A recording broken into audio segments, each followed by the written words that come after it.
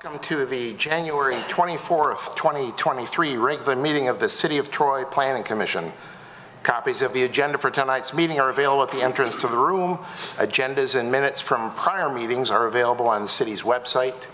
The meeting will be conducted in accordance with the agenda as presented or amended by the Planning Commission. State law establishes planning commissions. This planning commission is comprised of 9 residents appointed to serve our community. Members are appointed by the mayor and confirmed by city council. Other individuals participating in tonight's meeting include representatives of the city's planning department and the city attorney's office. If you wish to address the Planning Commission, please come forward at the appropriate time to the lectern when recognized and clearly print your name and address on the sign-in sheet. Please begin your remarks by stating your name for the benefit of the commissioners. All remarks are to be addressed to the Planning Commission and not to anyone else in the room. If you have a cell phone or any other device that might disrupt the meeting, please either switch it to the silent mode or turn it off. At this time, I'll ask our Planning Commission Recording Secretary, Kathy Zarnecki, to conduct the roll call. Mr. Biegner? Here. Mr. Faison? Here. Mr. Fox? Here. Mr. Hudson? Here. Mr. Krent? Here. Mr. Lambert? Here. Ms. Malala Holly? Here. Ms. Barakis? Here. Mr. Tagle? Here. Form present, Mr. Chair. Thank you. Next on the agenda is approval of the agenda for tonight's meeting. Is there a motion to approve the agenda as presented? Moved. Mr. Fox makes motion to approve, seconded by Mr. Faison. Any discussion or changes to the agenda? Seeing none, we're ready for the roll call. Mr. Faison? Yes. Mr. Fox? Yes. Mr. Hudson? Yes. Mr. Krent? Yes. Mr. Lambert? Yes. Ms. Malala Holly? Yes. Ms. Barakis? Yes. Mr. Tagle? Yes. Mr. Biegner? Yes. Motion carries. All right, the agenda's been approved, and we're on to approval of the minutes from the January 10th meeting. Is there a motion to approve those minutes or any corrections of the minutes? I can motion to approve. Mr. Krent moves the approval, and Mr. Tagle seconds it. Any discussion on approving the minutes? Seeing none, we're ready for the roll call. Mr. Fox? Yes. Mr. Hudson? Yes. Mr. Krent? Yes. Mr. Lambert? Yes. Ms. Malala Holly? Yes. Ms. Barakis? Yes. Mr. Tagle? Yes. Mr. Biegner? Yes. Mr. Faison? Yes. Motion carries. Thank you. Next, we have public comment for items that are not on tonight's agenda. Does anyone wish to address the commission for an item that is not on tonight's agenda?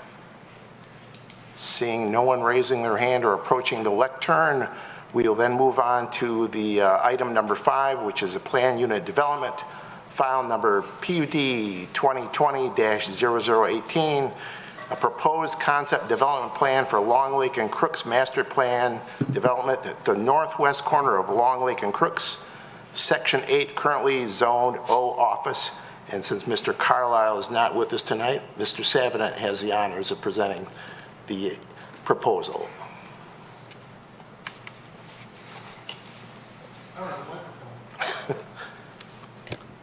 Ms. Dufresne might be willing to share it with you.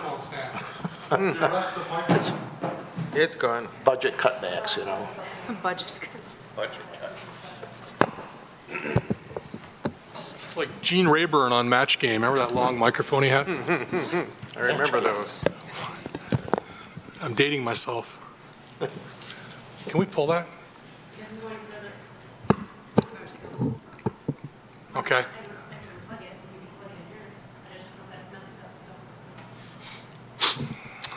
Let's try it.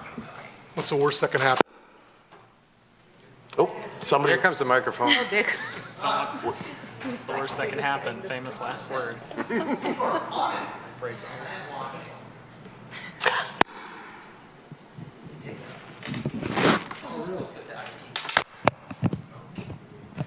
Yeah. unless Mr. Carlisle took it with him or something. Thank you. Sean to the rescue. Thank you, Sean. Sorry about that. So thank you. We've seen this a number of times. I think 4 or 5 times is by my math. So we're not introducing anything new to the Planning Commission, to the public. I want to talk just real briefly about the PUD process. A plan unit development is a process. It's a negotiated process between the city and the applicant. The Planning Commission plays a critical role in the process. And a PUD provides for creativity and provides for flexibility. And it's a balance. I often describe zoning as a balance of property rights.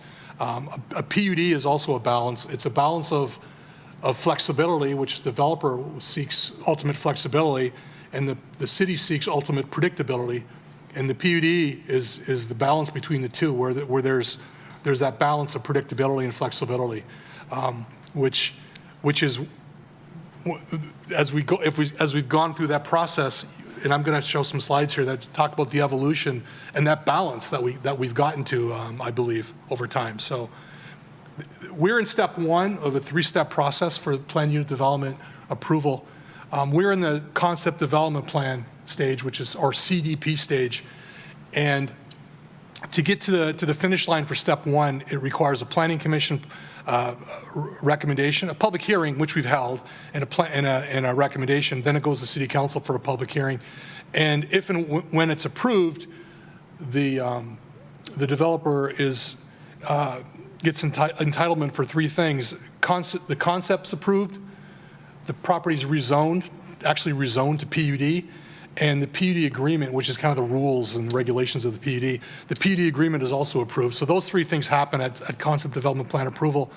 And what it also does is it triggers the applicant's ability to submit site plans, which is preliminary development plan. And it can be phased, and the intent here is a multi-phase approach, which we'll get into here briefly.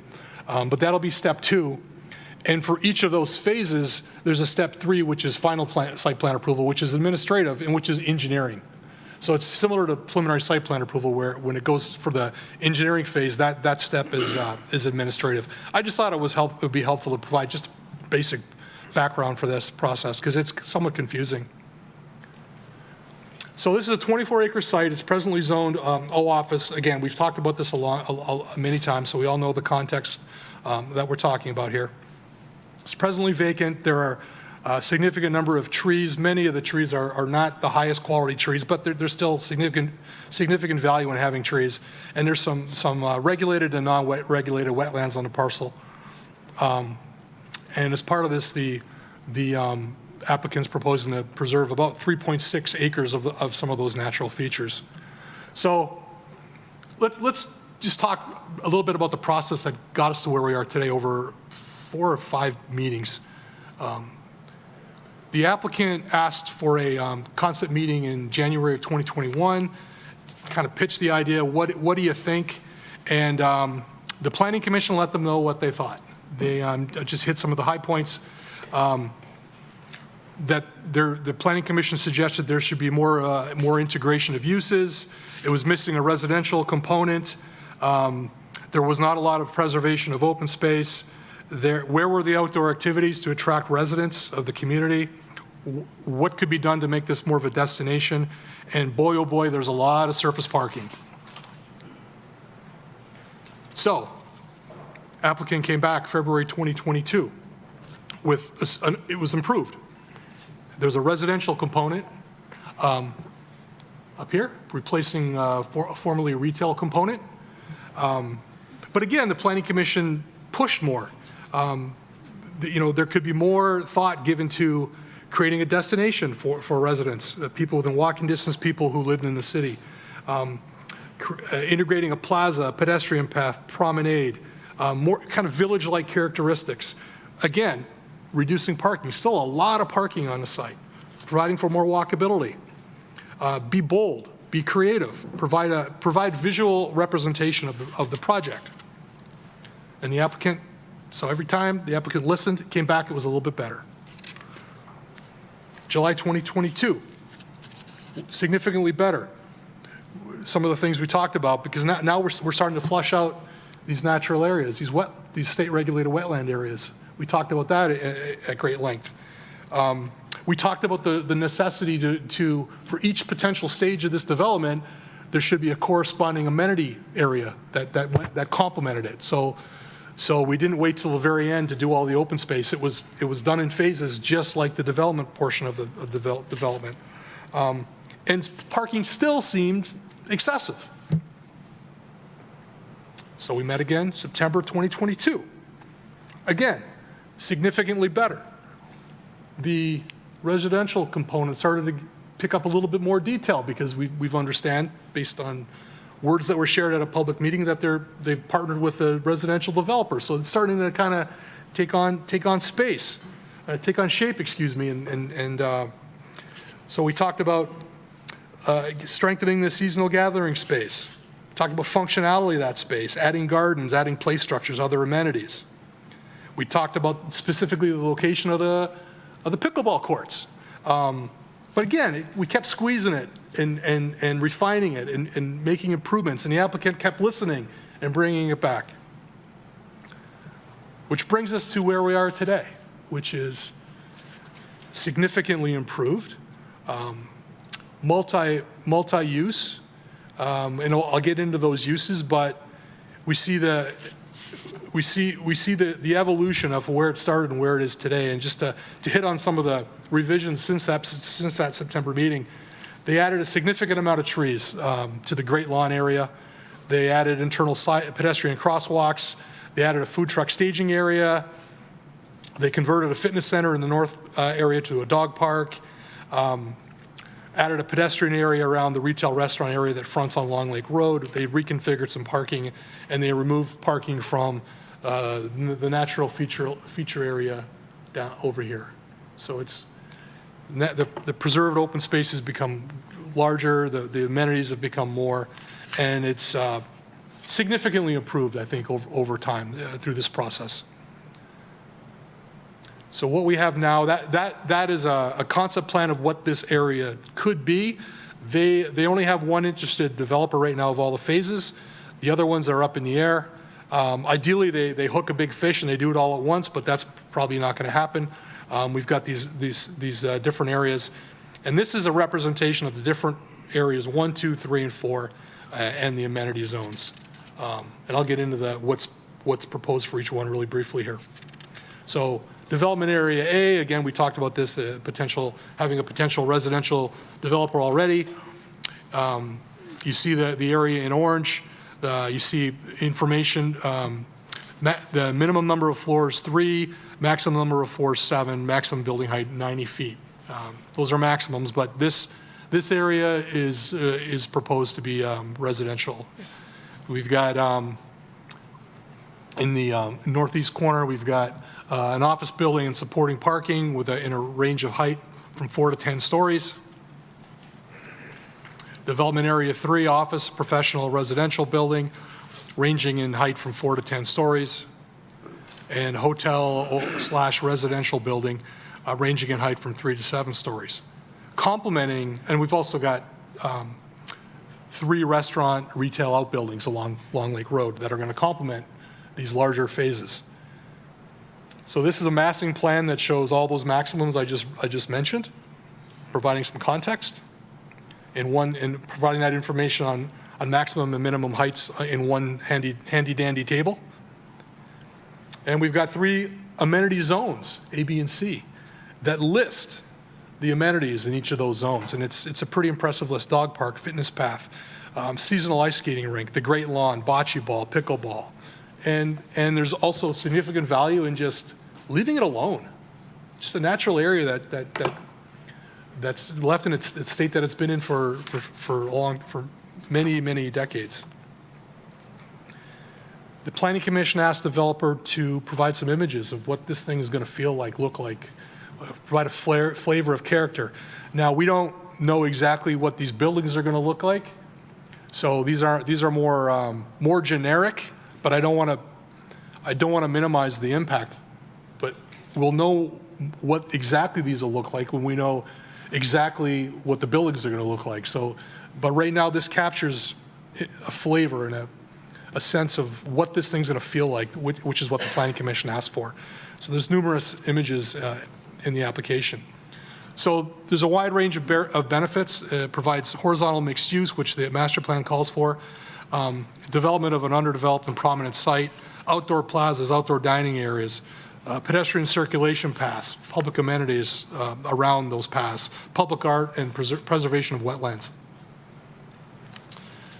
There's a significant number of standards. The ordinance requires that the applicant meet a sufficient number. It doesn't actually define the number, but this application, I think, ticks a lot of these boxes. I'm not going to read these standards out, but there's numerous standards. So again, we've talked about this, for hours, it seems, with the Planning Commission.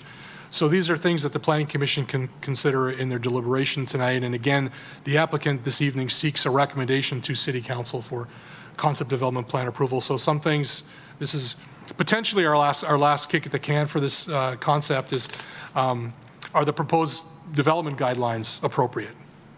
Are the proposed uses appropriate? And to that end, I will say that the report goes into great detail about the potential uses that would potentially be available to the developer. And the developer's attorney, who's here this evening, emailed Julie and I just to let us know that their intention is to not propose all this wide range of uses that are listed in the report. It's really they want to scale back the uses into what we would anticipate is appropriate for the site, and they can speak to that tonight if you want them to. Are there any issues with proposed phasing? Are the proposed benefits commensurate with the required relief or the flexibility that they're asking for? And have the PUD standards been met? And with that, I can answer any questions. And again, the developers team is here this evening. Thank you. Any questions for Mr. Savidan? Yes, Ms. Malala Holly.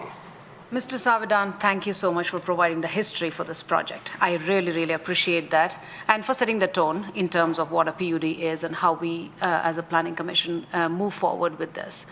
My only question to you is, can you just give me an idea as to where the transportation, the smart bus service or the transportation service, they mentioned that there would be an area that is designated as a drop-off/pickup point.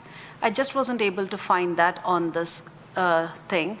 If you can just let me know that. And a second to that would be, do you know how many floors the Flagstar building, Flagstar Bank building is? Their corporate headquarters or the headquarters? Do you know? Just off the top of your head. Which one is that? I get all the names mixed up. The Is that Flagstar Bank? the large one on the corner of Tower and Crooks, the really tall one? Yes, I looked at that before the meeting, 14 stories. 14 stories. Okay. 14, Okay. 1-4. Got it, thanks. The transportation drop-off area, I'm going to defer to Mr. Antone on that. I don't know offhand where that is. No worries, thanks. We can ask them when they come up to make Yeah. their presentation. So, any more, Ms. Malala Holly? No, thanks. Okay. Mr. Faison. So Brent, I had a question. I think I read in the packet that for the residential building, urban residential zoning would apply. And then I'm looking at the table, and it says minimum number of floors 3, max number of floors 7. I thought urban residential was much larger than that. So I'm curious as to, is the limitation what's in this packet? So I'm not putting on a lawyer's hat because there's an attorney sitting right next to me, but the intent is that the height would be what's shown in the illustration I showed you. Illustration of the table. where The you have table with the max. height, yes. The plan new developments are a negotiated process, and everything's negotiable. Everything, setbacks, height, et cetera. So in this instance, the development, the concept development plan in combination with the PUD agreement would control over the over the UR zoning. It's very clear that's the height they're seeking. Thank you, that's the answer. And Julie's sitting next to me if she wants to correct me. Mr. Fox. So I just have a question that may lead into another one. So I'm just curious. So we're obviously not looking at site plans. So this isn't exactly the time to be hashing out like how the building is powered and how buildings will be powered and things like that. Would it be appropriate to have discussions about things such as like having a certain minimum requirement of the sites being powered by renewable energy, having a certain, design standards in terms of energy conservation and things like that? Would that be at this stage, or would that be closer to the site plan stage that we would want to have that conversation? Well, generally speaking, if the Planning Commission, who's a recommending body, So if this is something that the Planning Commission wants to make in their recommendation, the time to do it is in the concept development plan phase, because if you wait until the site plan phase for something like that, it's too late. Okay. Then that answers my second question, so. Okay, any more questions for Mr. Savedant? Oh, I have a few questions, and some of them I'm sure the developer or the applicant are going to ask or answer possibly. But in one of the long reports talking about the traffic studies, and I know we have traffic study people here tonight, they may have to answer it, but there's a number of recommendation changes to Corporate Drive, to Crooks Road, to Long Lake, involving things like traffic signalization, turnarounds. Is that the responsibility of the applicant to pay for those changes, or how exactly does that work? Not a civil engineer, but generally speaking, when I work on these PUDs, it's the responsibility of the applicant to make those changes. If it's a change that's mandated by the development, then the developer pays for it. Okay, great, thank you. And it's got to be coordinated with the appropriate authority that's responsible for that road. And let's see, and this is from Mr. Carlisle's report, and you might have touched on this. He asked the question about all the different uses that potentially could be on the site here. Is that something that the applicant is going to be able to tell us tonight, whether any of those uses would be occurring here? I can't speak for the applicant, but the person who sent us the email is sitting in the audience, and okay. I'm sure him or someone else from the team would be happy to talk about that briefly. All right, I think that's it from me. Anyone else? Yes, Mr. Fox. I guess, so just one last question. I'm curious, when a developer of, whether it's a site plan, a PUD, et cetera, approaches the city and they're going through our different application processes, is there at any point where the city is asking for reports on, like, what is the overall environmental impact of this process? What is the overall, how is this going to affect overall, like, carbon, et cetera, in the area? I'm not a scientist, admittedly, but so I don't exactly know what we would want to be looking at. I'm just curious, are there any reports that we require of developers, like any studies or research on their end that we inquire about before they get to this stage? Is that a part of the application process typically, or? So there's a significant amount of information in the concept development plan, like wetlands and woodlands and information like that. You mentioned carbon. So Admittedly, I'm not fully sure if that's even how you would word that kind of an inquiry. Yeah. I just brought it up as kind of a so what I'm talking about. the PUD requirements in the zoning ordinance list a number of requirements, which for the most part the applicants provided all that information, zoning, floodplains, information like that. So the quick answer is yes. When it comes to things like carbon and it's limited in terms of the scope. Okay. All right, thank you. Any more questions for Mr. Savedant? Seeing none, we'll bring up the applicant. I'm sure they can answer a lot of the questions that have been asked here, or maybe even more. Good evening. Welcome back. Thank you so much, Mr. Chairman, and thank you all very much. I really appreciate Brent's synopsis of the progression that we've been on. It was, as I was looking at it, it was really telling, and I want to say thank you, first of all. I think this process works. I really do, and I thank you for that, because I feel like we came a long way in a couple of years, and we're really, really excited about this project. Our team is excited. Randy Wertheimer is here. He and his partner, Nate Forbes, will be kicking off phase one, the multifamily. And with that, as we've stated in our development agreement, we're committing to do amenity zone A at the same time as that first phase, which is the lion's share of the exciting amenities. There's other good ones, but that's really the focal point of, I think, of this development will be the Great Lawn and the ice skating rink and the pickleball courts and the bocce, and just an area of gathering for the community and for the residents and tenants of the development. So with that, really, I'm happy to answer any questions. Most of you, except for Mr. Fox, have been through this process for a couple of years with us. I don't want to bore you with all these things again. We tweaked little things as we heard from you from the last time we were here, and we're happy to answer any questions. On the use note that came up, we have put in the development agreement and are prepared to highlight it further if it wasn't clear, that these are the uses. There's no hidden uses. These are the uses that we're committing to. And so, you know, Tyler Tennant, our attorney, can certainly speak to that. I know that he's been corresponding with Julie on that. But rest assured, there's nothing else other than what we've been talking about that we're planning to put on this property, and we're committing to it in writing. Great, thank you. Well, thank you. Ms. Malal, how you want to ask your question about the bus drop-off or Yeah, transit? I just was not able to locate that. By the way, thank you, Chairman. Before that, you saw the visual presentation that Mr. Brent Savidan presented just now, and I did the same thing when I was looking at this.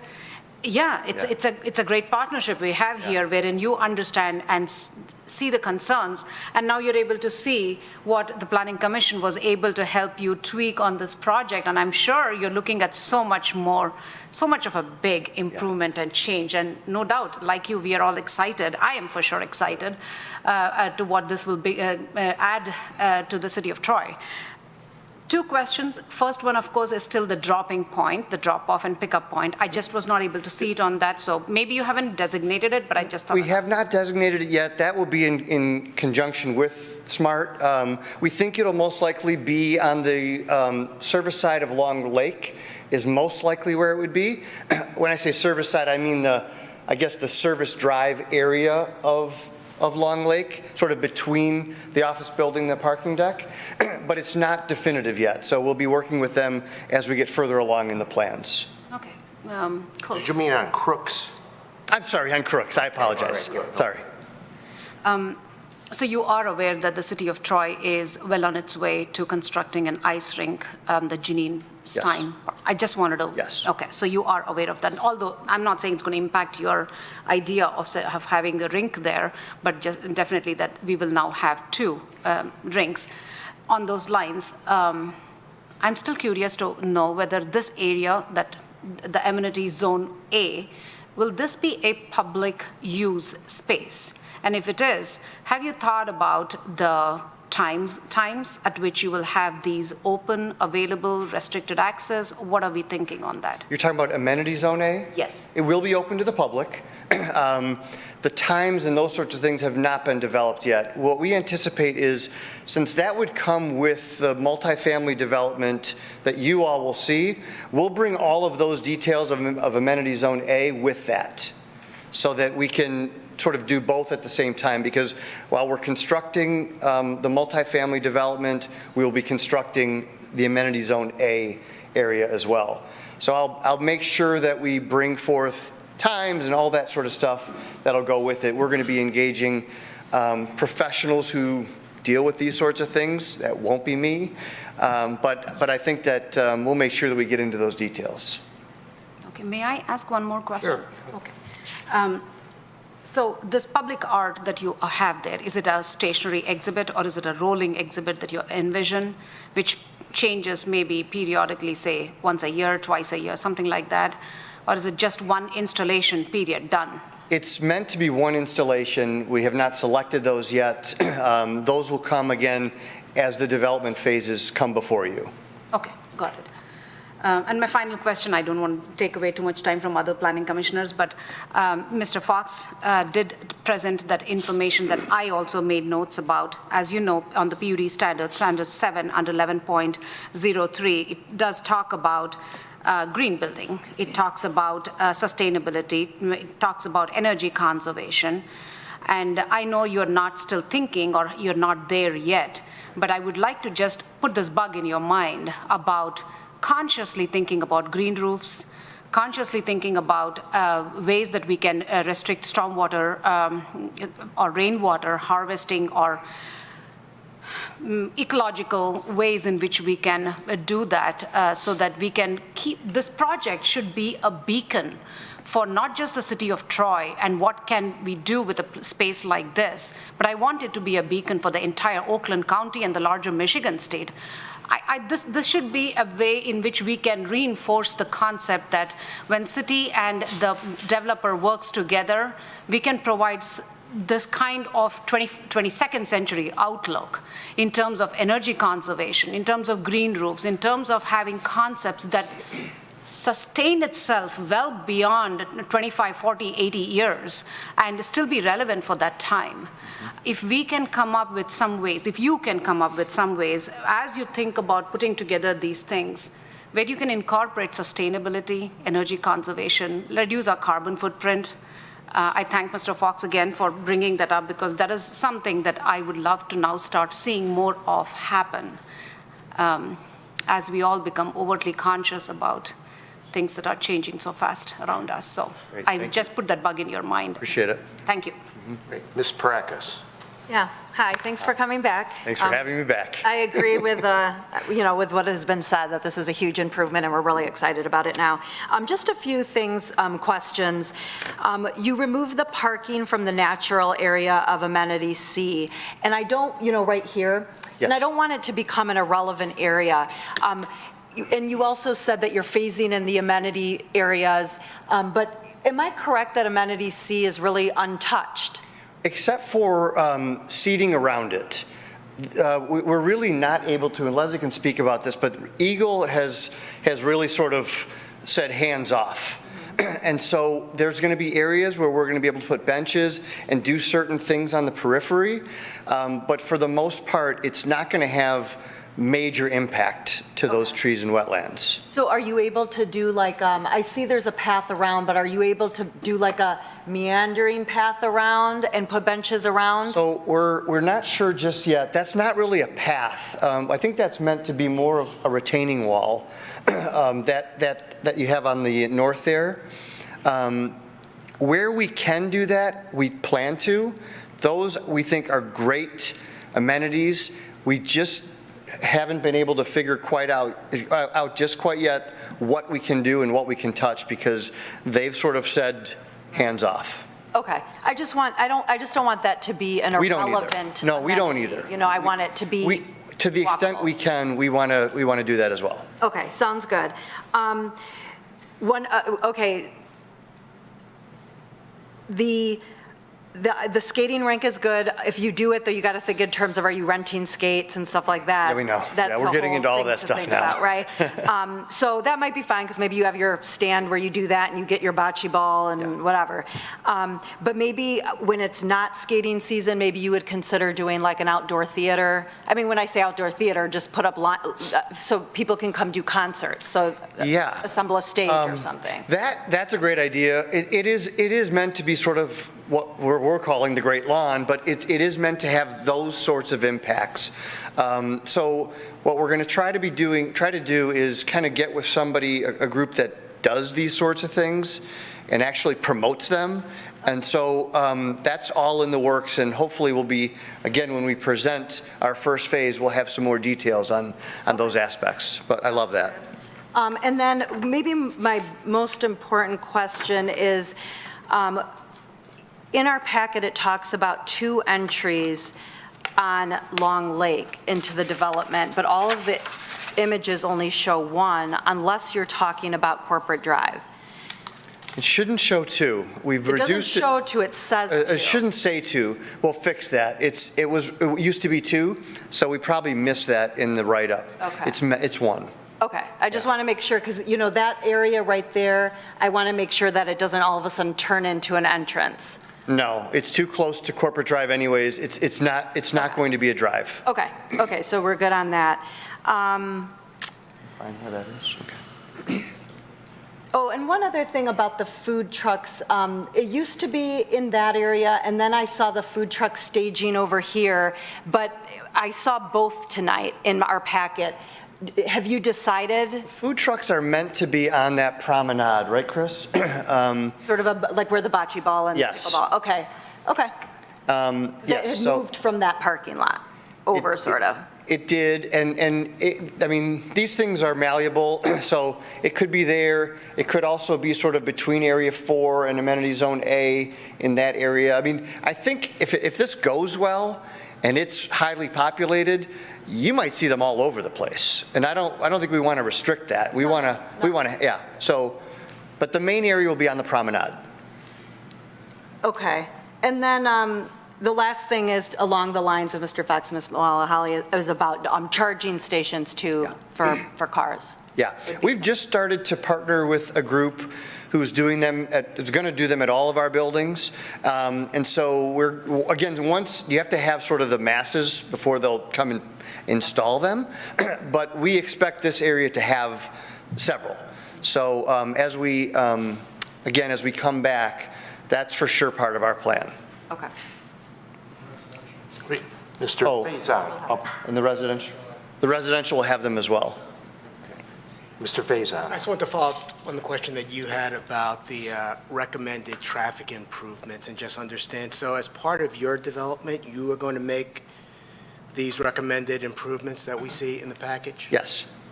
And just curious, since your project is going to be phased, how are you going to do the improvements? Do you do them all up front? Do you do them in phases as the project is? Yeah, great question. It's not going to be all up front because things could move slightly. So what you'll see is, for example, in Area 1, the road structure sort of around Area 1 will go in. With Amenity Zone A, you'll get the road in from Long Lake. We haven't quite, once we come back to you, you'll see exactly what, in terms of the infrastructure, is going to go in as well with this first phase and the improvements that will go with it. But it definitely won't be all at once. But they will be along the way as the Correct. project is phased. Yes, and we anticipate, and Brent won't let it happen any other way, that, if a phase isn't properly built out as it relates to roads and safety, and there's no way. I mean, that's going to be the first thing engineering says, no. So we anticipate working with the city staff on the front end even before you see it, so that you can see all that's going in. Thank you. Yes, thank you. Mr. Biegner. 2 questions. It seems like you have a lot of green space. Do you know your percentage? Do you know, Chris? But percentage-wise, is that 30% green space? I'm down. There's 70, but almost 76% of open space. That looks great. Can you repeat that so we all hear it? 76% of open space. Okay, thank you. I just think that's really cool. Thank you. Thank you. Mr. Fox. So forgive me if I'm rehashing something that happened at a previous conversation That's regarding this project. I have questions about Area 2, and specifically the fact that Area 2 is being kind of, per the packet here, shoehorned as office. This weekend I went out to the site with my wife. I drove around, and I counted over a dozen vacant, empty office buildings along Corporate Drive, along Long Lake, along Crooks. I guess I'm just curious why, seeing that as the case, you would shoehorn this site to only possibly be office space, not leave any wiggle room for it to potentially be apartments or further open space. I'm just curious why, from your perspective, why are you locking that in this office? We think that's a great question, and I appreciate the question very much. And we have talked about it together. We think that this is really important to be a live, work, play area. We are predominantly office and warehouse, but predominantly office developers. We are, how should I put this? The current snapshot of the office market, we don't think is what's going to come. We are already seeing lots of companies bringing back their people, lots of companies in the market for a new space. We're the landlord that recently landed Comerica Bank in 340,000 square feet of new product in Farmington Hills. They specifically wanted their people to come back, and they wanted an area with tons of amenities and just sort of a rich area for them to kind of be excited about. We're seeing this across the board, from 10,000 square foot tenants to 340,000 square foot tenants. This is meant to be, and we're not going to build the spec, so you're not going to have another empty office building here. This is meant to be a world-class headquarters, one that can look at the vision of what we all did and say, that's where I want my people to be. This is going to be exciting for our people to come to. They could live here, they could play here, they could eat here, they could work here, all of the above. So if it got to that point years down the road and we were having no success, and it got worse, not better, in terms of the office market, well, what we then have to do is come back before you and say, we'd like to amend the PUD. It didn't work. We'd like this to be multifamily, or we'd like this to be X, or we'd like it to be Y. But we really believe that it's important to have the live, work, play on this site. Does that make sense? Yeah, and this potentially might veer into a question for Director Savadant. So, I mean, in that meantime, when you're doing that hunting for someone to come in and go into this office space, that is just a ton of trees that were bulldozed for potentially no reason, or do we not bulldoze until we have a tenant? No. We are not touching that site. Okay. That's why we're doing this in phases. Okay. We will not go anywhere near that site until we get to that phase. So no. That is after the residential is done and you've secured a tenant at the area 2, or is the tenant? Correct. Okay. We have to secure a tenant for area 2 before we'll touch that. Before you touch yes, it. Sir. Okay. Mm-hmm. That is good. Yes, absolutely. Okay. Then I guess my last point, until we can progress into other parts of the conversation, is I would just to echo Ms. Parakis, Ms. Malala-Holly. I think if there's one thing that I saw again and again and again from the resident comments that we got about this project, it is just the simple fact that is a lot of trees. That is a lot of trees that are getting bulldozed. It doesn't help that we're in the middle of the warmest winter of my lifetime, at least. So, we're seeing a lot of dramatic changes with our environment, and there are a lot of trees that are set to be bulldozed with this project. If anything, I think it would be helpful if by the next time as we kind of work through this project, you and your team look into the possibility of how much of this site could be powered by renewables. How can we build this site in ways that maximize, heat so that we're not losing it? How do we, maximize these green spaces so that they're helpful to local insect species and local pollinators, et cetera? So with that, that's not really going to lead into a question, so I'll just kind of Fair. Thank you. put that out there. Mm-hmm. Thank you.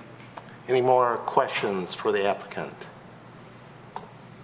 I just had a couple of questions. I know in addition to concerns some of the residents expressed to us about the destruction of trees and about office vacancies, and I'm glad everyone asked those questions, is the other one was concerning the height of the buildings. There's been expressed concern about how tall the buildings are. I did check with Mr. Savadant before the meeting, and I guess there are some other office buildings in that area that are taller than what you're proposing. Do you have flexibility to go down in height, or do you believe that you absolutely need those heights that you've requested? No, I think that's why we gave the range, because we don't know yet. I think Randy knows what his height is going to be on Area 1. But, we own 900 Tower Drive where, Plex is and CMU. It's a 15-story tower. Nothing's, I think 10 stories is the highest we're talking about here. And there's no residential in the immediate proximity. So it felt like this could have, to go up and to was the only way that we could get to that 76% number, was to go up and save these other areas. And I think it makes sense. Right. Here. It doesn't make sense everywhere, but here I think it makes sense. One thing that might be helpful, depending on what Planning Commission does tonight, but when you go in front of City Council, maybe some more renderings of what those buildings would look like from various vantage points around the area, like some of the, I know you're not adjacent immediately to residential, but there's like condo complexes with, just nearby and some homes farther to the south and west of your site there. So give some vantage points for City Council to look at. Okay, that's a good point. Thank you. Any other questions? Yes, Mr. Beekner. General timeline Obviously, you don't know how many years this is going to take, but is it between? Boy, I wish I had that crystal ball. I would say this, partnering with Randy is huge because it's an immediate kickstart to this thing. So we're really excited to get going on the multifamily. But, you know, I think we should all be, you know, ready for it's a several-year project. I mean, it's I don't know exactly how long, but believe me, as soon as we have conceptual approval by the city council, we're blitzing this thing. We've got a plan of attack from a marketing standpoint. We just thought it was presumptuous to do it now. You know, it is. So we need your approval and we need the city council's approval. And then once that happens, we're going to be spending significant resources in terms of marketing. You'll start to see it in Cranes and other places. And we're going much more than Michigan as we cast this net. That's good, that's good. Any more questions? Yes, Mr. Fox. Just forgot one. My apologies. I always want to make sure I touch on this when we are talking about apartments. Is the intention to offer recycling to the tenants, recycling pickup? Because I lived in the Somerset Park apartments, and they didn't offer it where I lived, and it was fairly inconvenient. So I appreciate that you guys will be offering that to your tenants. Thank you. Great. Seeing no more questions, you can have a seat. Be sure Ms. Zarnecki will be angry with me if I don't ask you to sign in on the form there if you haven't done that yet. So I want to spare myself from that browbeating I'll get from her. And I don't think we have a public hearing tonight, but we always want to make sure that any residents who would like to speak to us on this particular project at this time, invite anyone who wants to address us on this. We're inviting you at this point to address the commission. Is there anyone that'd like to talk to the commission on this project? Seeing no one getting up or raising their hand, then we'll bring it back to the commission for follow-up questions or a resolution. Yes, Ms. Parakis. Yeah, I have a few questions for Ms. Dufresne regarding the PUD agreement. Are you comfortable with the uses? The applicant mentioned that the PUD limits the uses to exactly what they're doing. In our agenda packet, there was a really long list of uses, so I just want to make sure that I didn't see it. I didn't notice it in the PUD where it was limited. So Mr. Tennant and I discussed, I mean, I guess that's what this purpose of this meeting is. If you guys need to be comfortable with what the applicant has represented in terms of the uses. And Mr. Tennant and I are happy to tighten up, we talked about this last meeting, we're happy to tighten up the language based on the recommendations that this body makes with respect to the uses. You heard the applicant say that there are no hidden uses, and the uses you see are the uses they want to present. So are everything that's been presented, I mean, do you guys remember seeing that list in our agenda packet of like, you could have a car wash, you could have a... 28. Page 28. So I'm not sure why that was in our agenda packet if it's not part of the PUD. If it's not part of the PUD and they can't do any of that, then I'm not worried about it. But it was as if we were going to go through and discuss, can they put a car wash? Can they put I can't think of anything. Shopping center. Yeah. Lots of them, yeah, adult uses. So that's what I want to make sure. Yes. Mr. Can I Sepp. jump in? Yeah. So it sounds like we all want the same thing. The Planning Commission, City Attorney, myself, Mr. Antone, Mr. Tennant, we all want the same thing, and that's that the PUD agreement clarifies that the uses the flexibility they want in terms of use is basically what's shown in the development areas that we saw. And we can refine that and really define that. Okay. Yeah, for clarity's sake, it looks like the list that's provided on page 28 is specifically referring to uses that are permitted in the OM, O, and GB districts. And it's brought up in the context of we may want to discuss whether they should be allowed in this PUD, not that they will inherently be allowed in this PUD. So if that clarifies, I do not believe that us recommending this would approve all of those uses for the developer's discretion. So the uses are outlined in the PUD agreement in Article 2, 2.2 permitted uses. It's page 101, 100 of the packet. So if Planning Commission is directing me to work with Mr. Tennant to tighten up that language, we can certainly do that. Mr. Chairman, if I may? Yes. And if it's helpful, I have the email that Brent was referring to, I made copies for everybody, that Mr. Tennant provided that lays out in the development agreement where all the uses are. So if you'd like, I could pass out a copy of that to everybody, or it's up to you, Mr. Chairman. Sure, if you can. Yeah. While he's doing that, Ms. Paracas, you have some more questions for our For attorney? Ms. Dufresne, I do.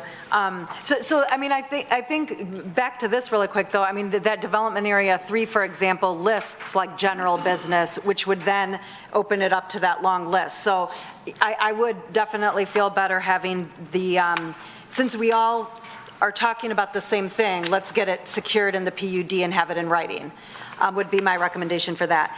I also wanted to know if you,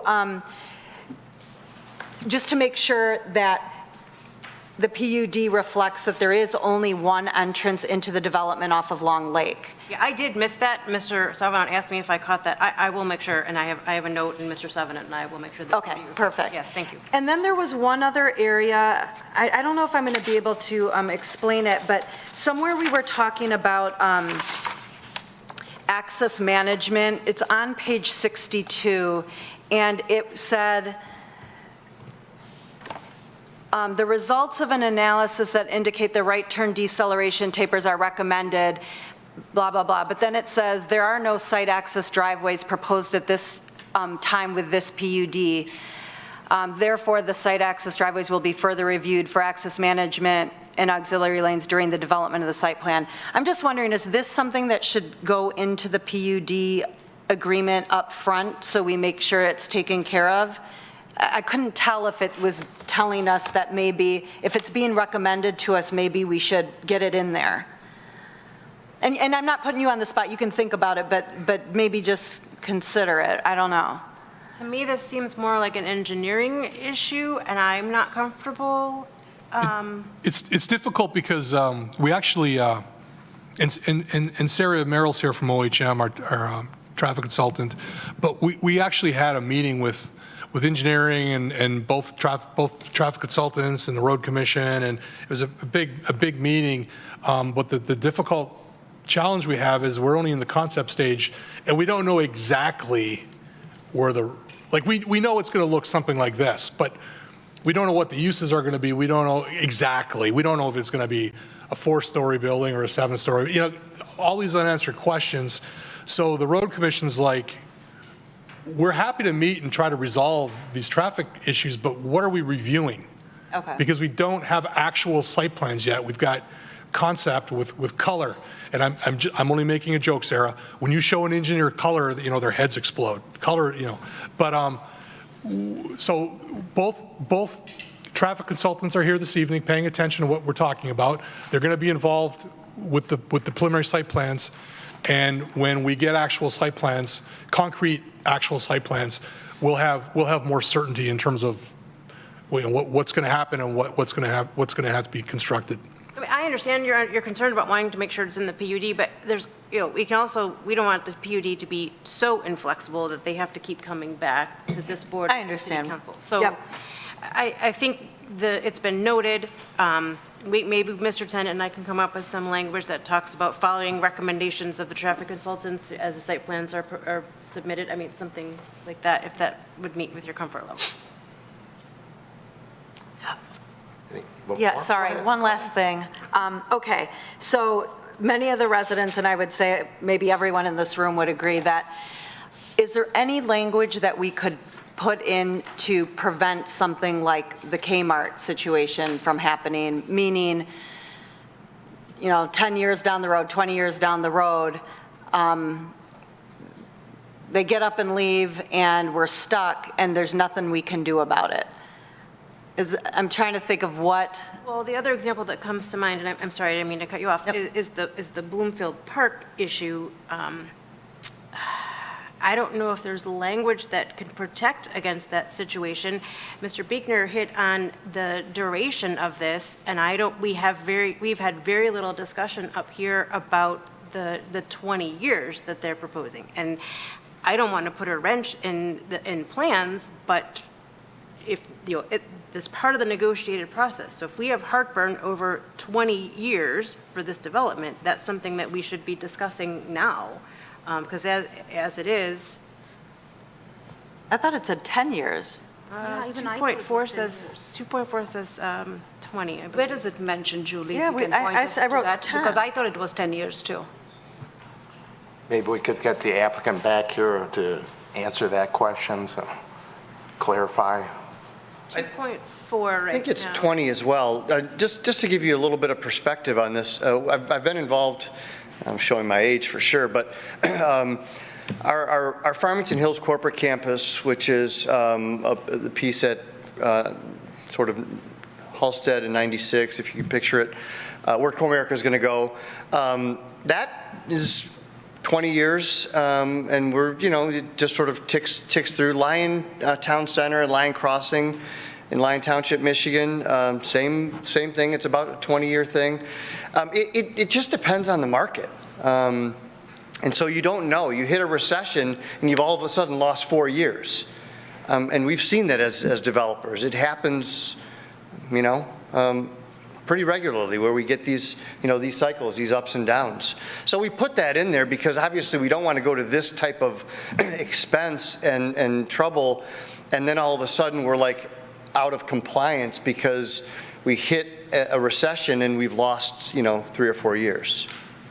So again, we don't know. We just always look at all the investment that we're going to put in, and we can't sort of be, chopped off at the knees if something out of our control happens. Right, and I think, you've hit the nail on the head here, Ms. Barakas. There is a risk here to the city changing the zoning to PUD zoning. Now, the reward is, this great project that we've worked so hard on, but there is risk. Okay. I'm just going crazy. I'm searching the document. I found the 20 years. I cannot believe it. I thought I saw 10 years. What page is it on? The 20? It's article, It's what, page 103, it's 2.4 of article, must be article 2. I just can't. Article 2, 2.4. And I believe it's been that from the beginning. It's been that. Yeah, we haven't touched that number. I've mentioned it before. Stand corrected. I see that. No, that's okay. Mr. Fox. Forgive me, I am unfamiliar with the details of the Kmart situation specifically, and I've heard that mentioned a couple of times, almost like a kind of a boogeyman kind of floating in the background. So just for the sake of clarity for my part, could someone give me a brief synopsis of what happened with this Kmart development? I can jump in real quickly. Sorry. It's a 975,000 square foot vacant building that's been sitting there vacant for almost 20 years. And the reason that it is vacant is because the developer hasn't found a tenant? Or, It's a functionally obsolete building. That building would not be constructed like that in 2023. It was a building that was constructed in the 70s? Yeah. 70s, and it was purposeful to Kmart, and it's just laid out. No, if you've ever gone inside and walked around, your head, it's just mind-blowing. They just don't build them like that anymore, so it can't be repurposed, and it's a very, very expensive building to take down because it's got just tens of thousands of yards of concrete in it. So, now, to be fair, Forbes Frankel does a really good job of maintaining the property, but it's a big building at a really important intersection in the city. Can I give a little comfort to that as it relates to our site, though? I think it's apples and oranges. That's a single-use type of thing. This has so many different uses, and so there's a lot that would have to go wrong for all of this to go dark, right? You've got retail and hotel and multifamily residential and office, and so, I think that this is better equipped to ward against something like that. Okay. Yes, Mr. Sabato. Mr. Antone and I had a meeting today on something totally unrelated to this, and we had a brief conversation about the office market coming out of COVID, and basically I'll try to summarize what you said and correct me if I'm wrong, but no two offices are the same. They've all got their different challenges, but generally speaking, the offices that are newer and/or have amenities close by, like gymnasiums and restaurants and amenities and things like that, are the ones that have done the best in terms of vacancies. That's right. And I would say, we own PNC Center, top of Troy. It is the hottest building in our entire portfolio. Nobody's leaving, tons of leases getting signed. It's phenomenal. Why? Because we've made a significant investment in amenities. So employers want to be in that environment. Food service, multiple options, fitness center, travel agency, golf simulator, all the things that you would want if you're an employer, it has. And that's what we're looking to create here, a wow factor, a real destination. And that's what I think you're going to get. Mr. Fox, you had a follow-up question? Yeah, I guess a follow-up question. I suppose one of the reasons that the timeline admittedly doesn't necessarily scare me personally that much is the idea that it sounds like this will just remain the forest that it currently is. It's a bit different than just a vacant building sitting there on the chance that any of this falls through. But I do kind of want to put the ball back into your court. If the Planning Commission ultimately decides that we're uncomfortable with the 20-year number, I mean, what is your wiggle room on that? What is kind of the lowest you could hypothetically go? Honestly, I think, again, we are shooting in the dark. It shouldn't be what you want to negotiate with me. You know what I mean? Because we want this done and done right. We don't want to stretch. We want to bring in that world-class headquarters. We don't want it to be a mom and pop and 40 different tenants in that building. We want one headquarter. And then if there's other fill-ins, that's great. But honestly, I think that the 20 years is the right number. Not that we do better when it goes faster. There's no way around that. I mean, that's what we want, and that's what you want. But I just know this world. Unfortunately, I've seen too many ups and downs in this market. We all have. And some last longer than others. An 07 to 09 thing was more than just 07 to 09 for developers. That was about 6 years of nothing. So you put a couple of those in there, yeah. I thought Mr. Foster was going to say he didn't mind 20 years because he's younger than some of us. That too, yeah, for sure. Yes, Ms. Malala Holly. Just a comment. We know Sterling Heights City recently approved a PUD, I believe it is a PUD, on Lakeside Mall location, if I'm correct. Right, Mr. Savidant? I think that was right, yes, that was. So they too are looking at all these things that you are proposing. Northville City, downtown area, is getting completely spruced up. Just out in the news today, I saw the renditions that they are proposing for their downtown. It's all about what you are doing, which is open space, create gathering space. People are really looking at a project like yours. And I can tell you, I'm not worried about the 20 years. The only reason is that I know there will be so much of those green space, so it's not an eyesore. That's why I'm not worried.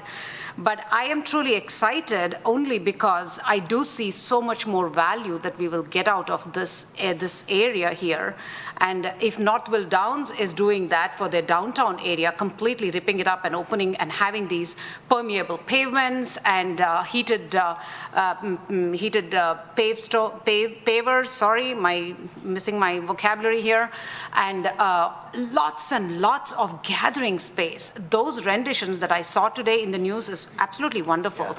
Yeah. And so is Lakeside. These are places that people will want to come to. So I think I'm excited, and I wish you well on this project. And for the city of Troy, I'm even more excited. Yeah. Big thanks to you guys as a commission, because this was a great process. And like I said at the beginning, it works. So I'm excited.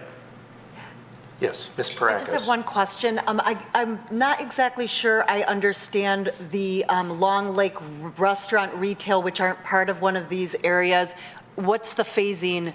Do we have it written somewhere where, Yes. what phasing? Those are its own phase. So how would I describe that, Tyler? After Area 1 and amenity zone A, we can put in retail or I'll have him residential, repeat retail it. or restaurant associated with another phase. Okay. So to repeat that, after we do a major phase like Area 1, which will go first, and amenity zone A, then we can put in a retail. The idea was we don't want a retail to go in before the big anchor, right? So once a big anchor goes, we can do the retail phases. Okay. And Ms. Dufresne, you've got that, that'll be part of the, it's going to be, Yeah, I thought there was something called out somewhere about buildings 1, 2, and 3. I was going to draw from that. I'm sorry, Yes, I there lost was a it. statement. But yeah, you're right, because that Julie. concerned me as well. Those buildings 1, 2, and 3, the retail, we'll call that out as its own development phase. They can't go first. Right, You wanna right. come up here, Tyler? It's page 6. I saw it somewhere, I know. Page 6 of which? Yeah, I see. Development what it's agreement. Actually, Development area. 103 of the packet. Oh. It says, at the discretion of the developer, any or all of the restaurant retail areas depicted as restaurant retail building 1, restaurant retail building 2, and restaurant retail building 3 on the concept development plan may be constructed at any time without being part of any phase after the developer has commenced construction of the first phase, or 2, constructed at any time as part of any phase. Is there a concern, you thinking? The idea was, while you're thinking, the idea of this was not to put a standalone restaurant without having the rest, a bigger phase go. So by doing it this way, by doing one of the major phases and the big amenity area, now you can start to draw, and that's what you want. You sort of want it to all draw together. You don't want an island. So does that make sense? It does make sense, and I'm fine with that, except for I would say that maybe we could require that the retail restaurant come after Area 1 and amenity zone, because frankly. It is that way. Can't do it before a major phase. Can't do it before, but I think it says, or any time after. These are not speculative either. You know what I mean? We're not building them and letting them sit vacant. So these will require users. Right. So. Because the rest of the community is looking forward to, everyone who already lives in Troy might not be in Area 1, but they're still planning on coming and using this area and the amenity zone. So you've got, you've got all of Troy. I don't control the retail market. I can't control what a restaurant wants to do. You know what I mean? So it's not like I can, if I had one in my back pocket, I'd say, okay, I can come and bring that for you with this phase, but I don't have that. I believe that's going to be the easiest to get, because when you build this, you've got really something that is special and different, but, and it's on Long Lake. But I couldn't tell you today, I'm for sure bringing a restaurant, because I don't have one yet.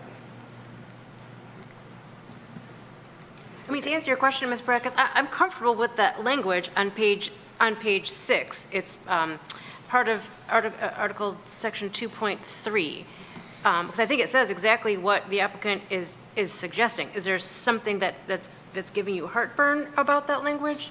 No, it's okay. So we're talking about the sentence starting at the discretion of the developer? Yes. But that's where I think that's where I'm on the same page. Mr. Krent, you had a question or a comment? I'm just really pleased with the project, and I'd like to move a resolution. Here, here. Okay? Go right ahead. All righty. Whereas the applicant, Gensler, submitted a conceptual development plan application for a planned unit development located on the northwest corner of Long Lake and Crooks in Section 8, approximately 24.88 acres in area. And whereas the concept development plan proposes multiple phases for a mixed-use development, including office, residential, lodging, restaurant, retail, and open space with public amenities, and whereas the concept development plan will be implemented through submittal of preliminary development plans for each phase of the development, and whereas each preliminary development plan will require a planning commission public hearing and city council public hearing prior to approval, and whereas the proposed concept development plan meets the standards for approval set forth in section 11.03, therefore be it resolved that the Planning Commission recommends to City Council that concept development plan approval for the proposed Long Lake and Crooks master plan development be granted. Okay, before I get a second, is there anybody who wants to, I want to see if anybody wants to add anything into that language. Mr. Savin, we had a brief discussion about, we love the images that have been presented by the applicant here. We want to make sure that, especially the tree coverage, is something that's going to actually come out of that. Is there some kind of language we need to include in there? Did you catch the question, Julie? I did. So I think the comment then, Mr. Antone, is a significant thought went into landscaping for the last version, the version that we see today, that concept plan. There's a lot of trees, and the Planning Commission likes that. So we want to make sure that preliminary development plans that come forward for the amenity areas and the rest of the project reflect the thoughtfulness in, like, they want a lot of trees. They will, yeah. So that type of language in the. You're going to see it. You're going to see the beauty plans, agreement, so you'll have Julie. another bite at the apple there.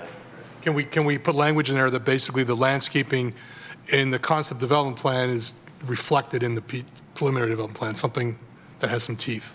I could put that in.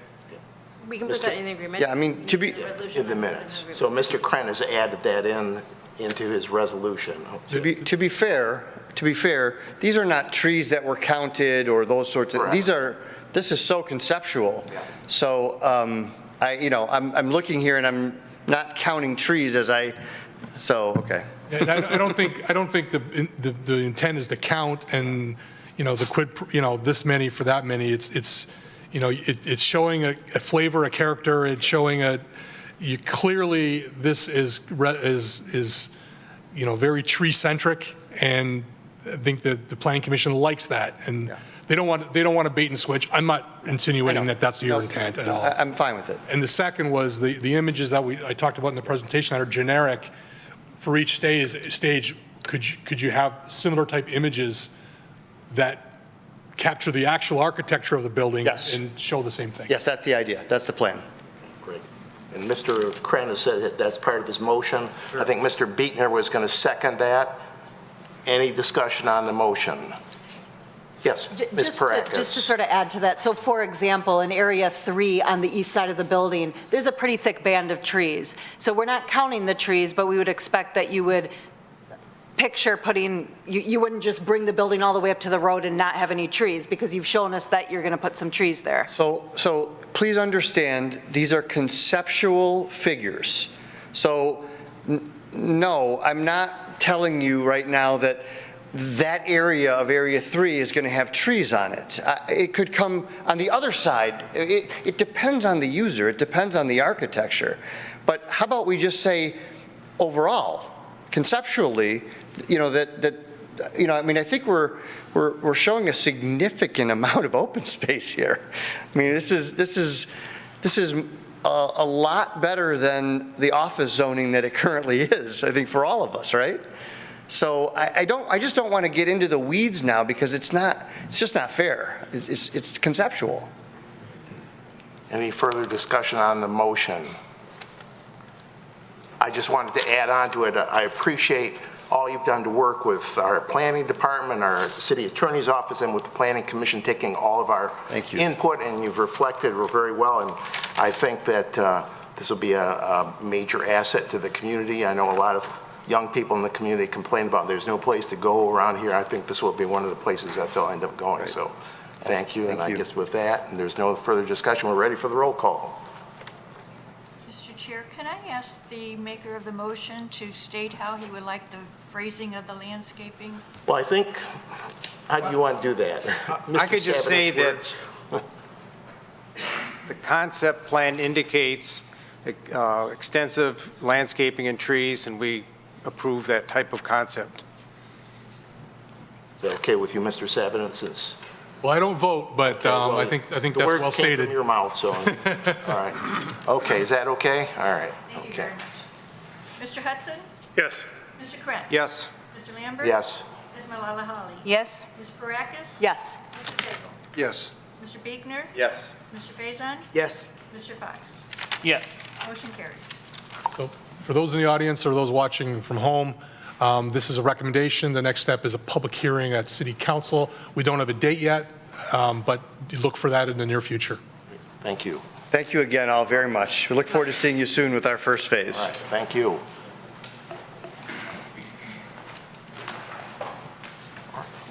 All right, the next item on the agenda before we even talk about it is this, I don't know, should I ask Ms. Dufresne how she wants to begin this process?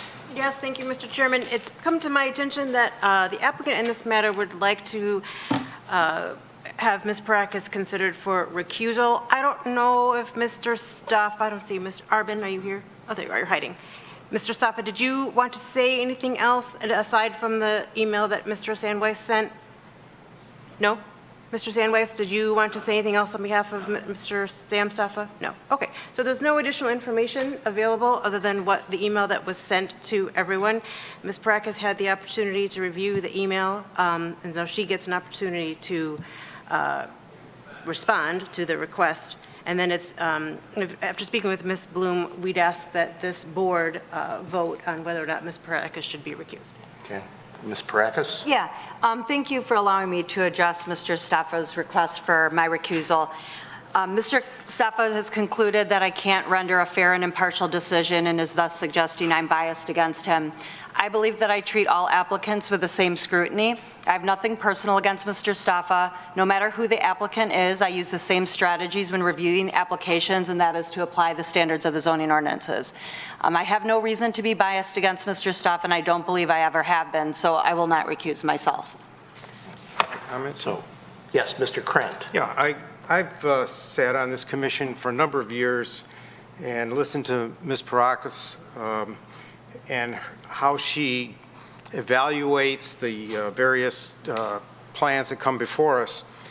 And in the statement from Attorney Henry Sandweiss, he states that Ms. Parakis seems to have failed to either understand or apply the applicable ordinances as they were written. I take that as a bit of slander, truthfully. She comes most prepared, one of the most prepared members of this commission. When she brings forth a discussion on an item, she brings forth not just her opinion, but she cites and reads the ordinances that apply to it. I think she does a terrific job. She's an excellent person to refer to regarding our ordinances. And to say she failed to understand them, I think is a slap in the face. Would you like to, so we can get the business part of it, would you like to offer a motion that she not be required to recuse herself? Absolutely. Okay, is there a second to that Second. motion? All right, any discussion on the motion? Yes, Mr. Hudson. Mr. Sandweiss is a lawyer. He sent a request by way of email that Ms. Parakis be recused from any decisions on his projects. And I tell you, as a lawyer, that when someone proposes something, he or she, it bears the risk of persuasion on the motion. And as I read, I'll call it a motion, there's no facts in here, but what we have is an assumption, a belief, and conclusions. There are no facts whatsoever in this resolution, and I think it fails on its face and should be denied. Thank you. Any further discussion? I just have a quick question to ask. Is this something that is encouraged? Not that we shouldn't take what the applicant was trying to say, but when there is no conflict of interest, why should this be something that they should be allowed to propose? That's, I was just thinking about that. I don't know the rules and regulations behind it. And the second thing is, I second everything that Mr. Krent said. She's the most prepared. She has all the details. She supports her opinions or her conclusions very, very well with all the facts. And she has never wavered from those things. So I was kind of surprised to see that when there was no conflict of interest, why would that person request for something like this? And I'm totally not in agreement with his request. May I respond to that? Yes, go ahead. So, I mean, I appreciate what you're saying, but the applicant has a constitutional right to due process, and that due process involves fairness and impartiality. So if conflict of interest is not the only reason that someone should or could recuse themselves under. So if the applicant has a thought or a conclusion that there's an impartiality or a bias, I think it is fair for that to be brought to this board. And you asked if it's encouraged. I don't think anyone encouraged it, but I don't think we certainly couldn't have ignored the request. As I said, the applicant has a right to due process, and if there's appearance of impartiality, I think this board needs to consider it, which you have done and which I have appreciated. The applicant has had the opportunity, his attorney has had the opportunity to hear this discussion. And there is, I know there's a question about whether there is precedent for this, and there is precedent for this. So I don't think it's something that happens often. I wouldn't encourage it to happen often, but I think it's part of the fairness and the part of the transparency that the city wants and encourages for this board and other boards. So, got it. Thank you for the Thank you, clarification, Mr. Frayne. Mr. Tagle. Yeah, I just want to comment on an agreement with Mr. Hudson. When I first read this, I was really looking for some meat, some facts. And all I got were very soft words, very soft assumptions, actually opinions. And so there's really, in my opinion, there's nothing really in this memo that gives me any substance to even consider the request of the memo. So, again, I'm agreeing with what we're saying on the board. In addition to Ms. Parakis, you are well prepared. You do a lot of reading, obviously. And so I just think this is, no, I'm not going to support this at all. So seeing no further discussion, I believe I think the motion was made to not require her to recuse herself. Is that the appropriate language, Ms. Dufresne? that's Okay. sufficient. So if you vote yes on the motion, then it means we're not requiring her to recuse herself. So I guess we're ready for the motion. Mr. Krent? Yes. Mr. Lambert? Yes. Ms. Malala-Holly? Yes. Ms. Parakis? Do I get a vote, or should I abstain? That's a question. I'll abstain. That's fine. Mr. Tagle? Yes. Mr. Buechner? Yes. Mr. Faison? Yes. Mr. Fox? Yes. Mr. Hudson? Yes. Motion carries. Thank you. I guess we should have asked that question beforehand, but I'm glad you asked it. So, all right, we are now on to, with that matter being dealt with, preliminary site plan approval for SPJPLN 2022-0009, the proposed Hills West, east side of Crooks, south of Waddles, 3902 Crooks, 88-20-21-101-003, Section 21, currently zoned NN Neighborhood Node I District. Mr. Sevenant. Thank you, Mr. Chair. First, I'll provide with some background. The site is highlighted in blue here. It's 1.33 acres, and as you indicated, it is zoned neighborhood node. It abuts a parcel that's presently under construction called the Westington. It's another apartment building here, outlined in yellow. And this parcel is a future phase 2 of the Westington. There's an application that's on file that will be moving forward. We don't have a date set yet, but the intent is that it be developed as well. So I think it was fair and transparent to indicate to the Planning Commission that there is a path forward for that site, to provide some context. Also, the project is a 2-building apartment development. The building on the north is proposed to be 14 units, and on the south is 15 units, total of 29 units. There's some history with this parcel that the Planning Commission is aware of. I don't put up the previous application. It was denied in January of 2022.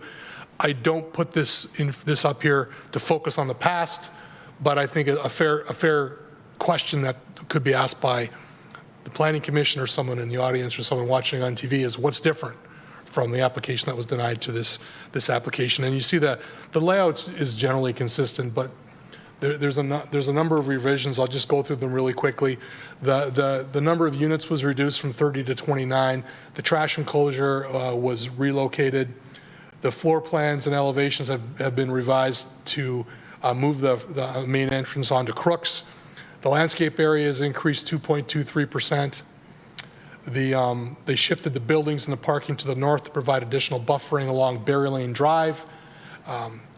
The lot coverage was reduced from 28.1% to 26.23%. They reduced the overall number of parking spaces by 12. They enhanced Crooks Road and Berry Lane Corner with walking path, gazebo, picnic tables, benches, and increased landscaping, just basically a pocket park. They preserved 12 trees on site. Previously, they proposed to clear cut it. They added a sidewalk connection to the northern apartment building. They updated the frontage glazing, the windows and doors for transparency, to meet transparency requirements, and they provided a photometric plan, which was missing. So a number of improvements to the previous site plan that the Planning Commission saw and denied in January. More on context, just to kind of zoom in a little bit. Brought my pointer here. The main vehicular entrance is proposed to be on Crooks, but there's also common ownership here, so there's a potential for cross-access here, potential for leaving the site via Crooks or by this cross-access, and there's a potential for cross-access connectivity to this future project here. So there's a lot of connectivity potential, which provides options for visitors who are entering or leaving the site, and also provides more points of ingress and egress for emergency vehicles. The Woodlands, as I indicated previously, they're proposing to preserve 12 trees on site. You see in red where they're proposing to preserve the trees. That totals 136 inches of tree caliper, which is measured at breast height, the diameter at breast height. Based on the number of trees and the inches preserved, there's no actual mitigation required. They don't have to replace any of these trees. But they're also, as shown on their landscape plan, they're proposing 74 new trees, 69 new shrubs, 22.3% open space, which exceeds the minimum open space requirement by 2.3%, and that pocket park that I mentioned earlier, and the applicant provided a rendering of that pocket park. The 29 units requires 58 parking spaces. They're proposing 62, which my simple math tells me that 4 spaces are guest parking. For traffic, I thought it would be helpful to consider this application in combination with the Westington, which is under construction in the phase 2. And you see the total number of units, 162. You see the average daily total number of trips as 1,114. But really where residents and residents of this potential site, as well as neighbors of the site, they're really looking at morning and afternoon peak hour. So this entire site, all 3 projects would in the AM peak hour, the in-trips would be 18, the exits would be 55, for a total of 73, and in the PM, In is 57, out is 33, totally 90 trips. I am not by no means a traffic expert, we all know that, but a traffic expert is here representing the city, Sarah Merrill, and she'd be able to speak a lot more intelligently about traffic than I can. They did provide a photometric plan. They're providing 11 lights on the buildings and 3 pole lights. It complies with our photometric requirements, and you see examples of what the lights look like. They're going to be shielded and directed downward so they don't negatively impact people driving on the road or any neighbors. The elevations are provided, building materials are provided. There's a lot of brick, there's some limestone. The materials are shown in your packet. The west elevation is the elevation facing Crooks. It meets the transparency requirements. So does the east, north, and south elevations meet the transparency requirements. And this is the north and south sides of the buildings, excuse me. They did provide three-dimensional color rendering. And just a reminder of they meet all of the non-subjective standards, but there are some subjective standards in the ordinance related to design, and these are the standards. And with that, Mr. Chairman, I can answer any questions that you may have. Any questions for Mr. Savidant? Ms. Malali. Mr. Savidant, you may have to refresh my memory on this. Is this entire site owned by a single person? And if yes, then it is being developed in phases. Is that what it is? I think I'm going to defer that to the applicant because there's definitely a relationship, but whether it's the same owner, I would defer to the applicant on that. It's developed in phases insofar as the Westington, the phase 1 of the Westington was granted preliminary site plan approval, and the other 2 projects were not. So it's phased by the fact that what's being developed was approved. I understand. So when I drove by that area, which already has apartments being constructed, they don't look like the ones that I'm seeing in the packet in terms of the pictures, that is. So I'm slightly confused about what is happening here. That's why I asked you whether it's one person, couple people involved in this area, what's happening? So it's a different application. It's really to be considered on its own merits, but I think it's appropriate to provide context because there is cross-access connectivity, and it does kind of function closely with the other projects, but it's a standalone application. Can you go to that slide where you had the 3 phases? Can you tell me the current phase that is already underway, and the future phase is something that we don't have an idea about? It's still vacant. I saw a lot of trees there, so I think that's the area that it's still, there's nothing on the. So this, watch my green pointer here. This is under construction. Okay. Phase 1, under construction as we speak. This is what we're considering Correct. This evening. Mm-hmm. This is a future phase. Now, I took this PDF, I copied it, and I pasted it on this. This is what it generally looks like. We haven't seen this yet, but this will be coming to the Planning Commission in the near future. Okay, thank you. Because what I saw to what this one was, I was confused, whether there is something else that is also happening there, which I couldn't. Thank you for clarifying. And I want to be clear, we're not reviewing this tonight. This is providing context. Yeah, got it. Thank you. Any more questions for Mr. Fox? This is just a quick clarification thing. So the 12 trees that you referenced on a previous slide, I just want to confirm. So are those being planted, or are those already there and they're just not being moved for this construction? They're already there, and they're intended to be preserved. I like that. Thank you. Okay. Any more questions for Mr. Savidant? I just have one, or like 2 quick ones. One is on Mr. Carlisle's presentation, he says, normally there are 2 bicycle parking spots required, but it says provided internal to building. Do you know what he's talking about there? Is this people are going to park their bikes inside the building? Or maybe I should ask the applicant. That's another question for the applicant. Okay, all right. And let's see here. And even though the property immediately to the south is zoned residential, there's actually a church on that site. Is that correct? Do you recall correctly? Yes. Okay, all right, thank you. Would this be a good time to talk to the traffic slash parking person, or do you think we should talk to the applicant first? I think I made the presentation, we had some questions, and I think it's an appropriate time to ask the applicant if I missed anything or if they want to add anything. All right, if the applicant wants to come up then, make a presentation, answer any questions.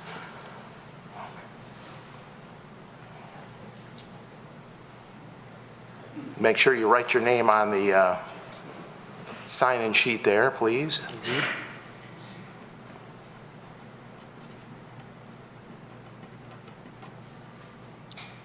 Good evening. Good evening. My name's Peter Stuhlreier with Design House Architecture, 3300 Auburn Road, Auburn Hills, Michigan. I'm here representing the developer, Hills West, and basically to answer any questions and go through what changed since the last time we came in. Brent did a great job summing it up.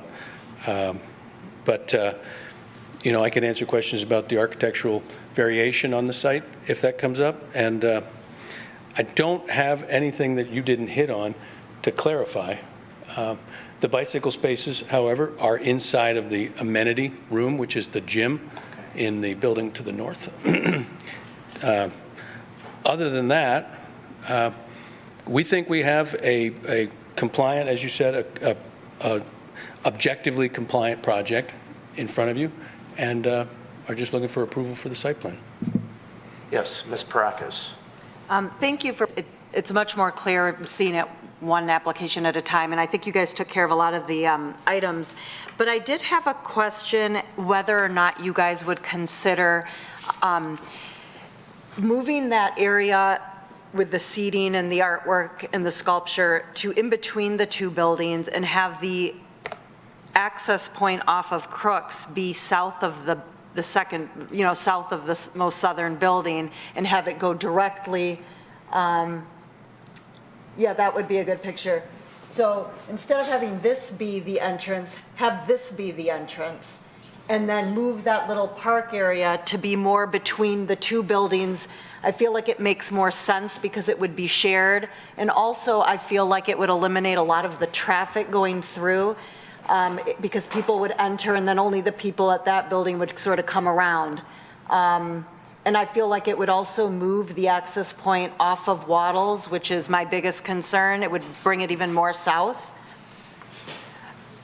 On page 176 of our agenda packet, it's this aerial view, and there isn't even an access point shown. So would you consider moving it back? I would consider it, but I think it was probably part of a previous, intuitively noticing that is important, and I think it was probably part of something that was changed during our administrative discussions and discussions with civil engineering and traffic, maybe because of the proximity of Berry Lane to that access point being too close together, causing a traffic conflict. But I tend to agree with you, but I would have to go back in my notes to find out why it isn't there now. But technically, do I have a problem with it from a design standpoint? No. Okay, and then to that end, I would also look into maybe, I'm looking at this, I don't think you have this picture, but on page 176 of our packet, it's this aerial view, and there is a third lane, like a deceleration lane or a right turn lane heading north on Crooks to turn on Waddles. So I guess I'm suggesting that maybe if that could be backed up, so you have that third lane to turn into this development to sort of bring people off of Crooks as they slow down to turn in. It is hard for me to tell how close Berry Lane is, though, so obviously it's a question for the engineers. Oh, we have the traffic person here, though. Maybe they can help with this, but it's good to get your feedback that you'd be open to that. One other question I have is, I see that you guys put the entrances onto Crooks, and that's fine, but then I sort of lost sight of the circulation within the buildings, because the only floor plan that was given was like Plan A, but really there's a A, B, C, D units in the building. So we only really got to see, maybe it wasn't even called Plan A, but there was only one given. And there were different shapes and different sizes of units. So I would have been interested, I am interested to see the layouts for those. And also, when I think of an apartment building, you think of an apartment with a hallway with different apartments, but this seems, I wasn't quite sure if you enter off of Crooks, if you can access all of the apartments, or if each apartment has a different access point. So I didn't feel like I ever understood the layout of the buildings. To answer that question, this particular format of a 3-story wood-framed apartment building is allowed by building code to have a single stair serve 4 units per floor for 3 floors. Okay. When, and only when, each bedroom has a window that's egress sized. So it's the type of building that eliminates that common hall and double egress because of the stair locations. So one stair, the stair on the north of the stair on the west of the buildings towards Crooks services 2, 4, 6 units, and the other stair serves 4, 8, 12 units. So that's just kind of a building code inside baseball kind of discussion, but that's why it's like that. And they don't communicate? No, I can't go from a unit on the 3rd floor, get into a hallway and go all the way to a unit to the west on the 3rd floor. No, cannot. Yes, Mr. Fox. Just because I'm gathering, and I apologize again if I'm asking a question that was discussed at a previous planning commission meeting. Can you speak to the relationship with the other development? Because I feel like it's going to be relevant for both parking and now it sounds like bicycle parking. Is that the same owner across there, or what exactly is going on? It is an entirely separate venture. Okay. They don't share access for a reason of parking share or traffic flow share, but by connecting them, emergency vehicles and other flow makes sense. But Okay, so I guess specifically what I'm asking, you said when it comes to the bike parking spaces, they're going to be in the amenities building in that unit Right. to the north. So how are you guaranteeing that bicycle parking will be accessible if you don't have some kind of agreement with that other parcel? Maybe I'm misunderstanding. Are you talking about the 2 buildings or the 2 developments? The 2 developments. Well, My apologies. they've got whatever bicycle parking they need. Okay, then maybe I that was required. misunderstood your answer to the Chair Lambert's question regarding the bicycle parking. Where is the bicycle parking going to be? Because I must have misunderstood. It's in Building 1, 1st floor, Okay. off of the south door. There's where my Got it. misunderstanding Okay. lies, so thank you. Ms. Malal-Holly. I think you answered my question, but I'm just going to get that clarified. So this is a separate parcel, separate project, That's everything, right? Okay. And there is no shared parking agreement here, you're saying? Although there is access that I see to go from one area to the other? There's no deficit on either side of the 2 developments that would require the shared parking agreement, whether or not there's a shared access down the road for allowing the flow of traffic. That's not my bag. Okay, got it. Thank you. Mr. Tagle. I just want to make sure that, so the future development is owned by a different entity, the one that's not been in front of us yet.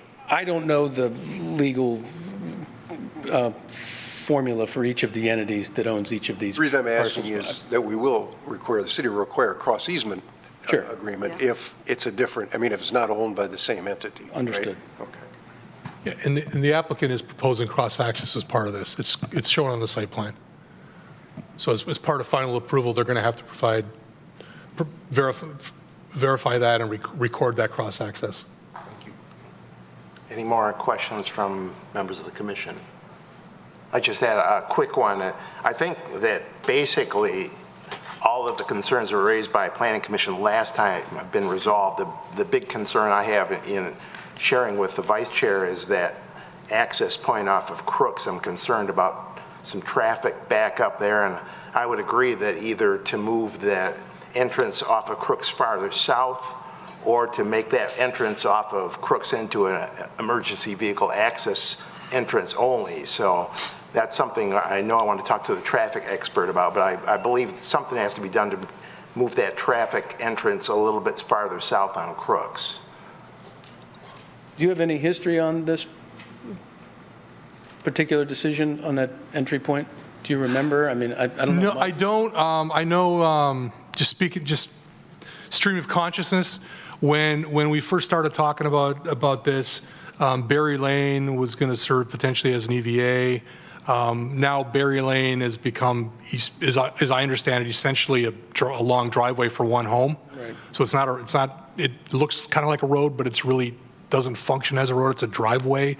So I'd be interested in what the civil engineer for the project has to say about the potential of this, and also we've got two traffic experts here.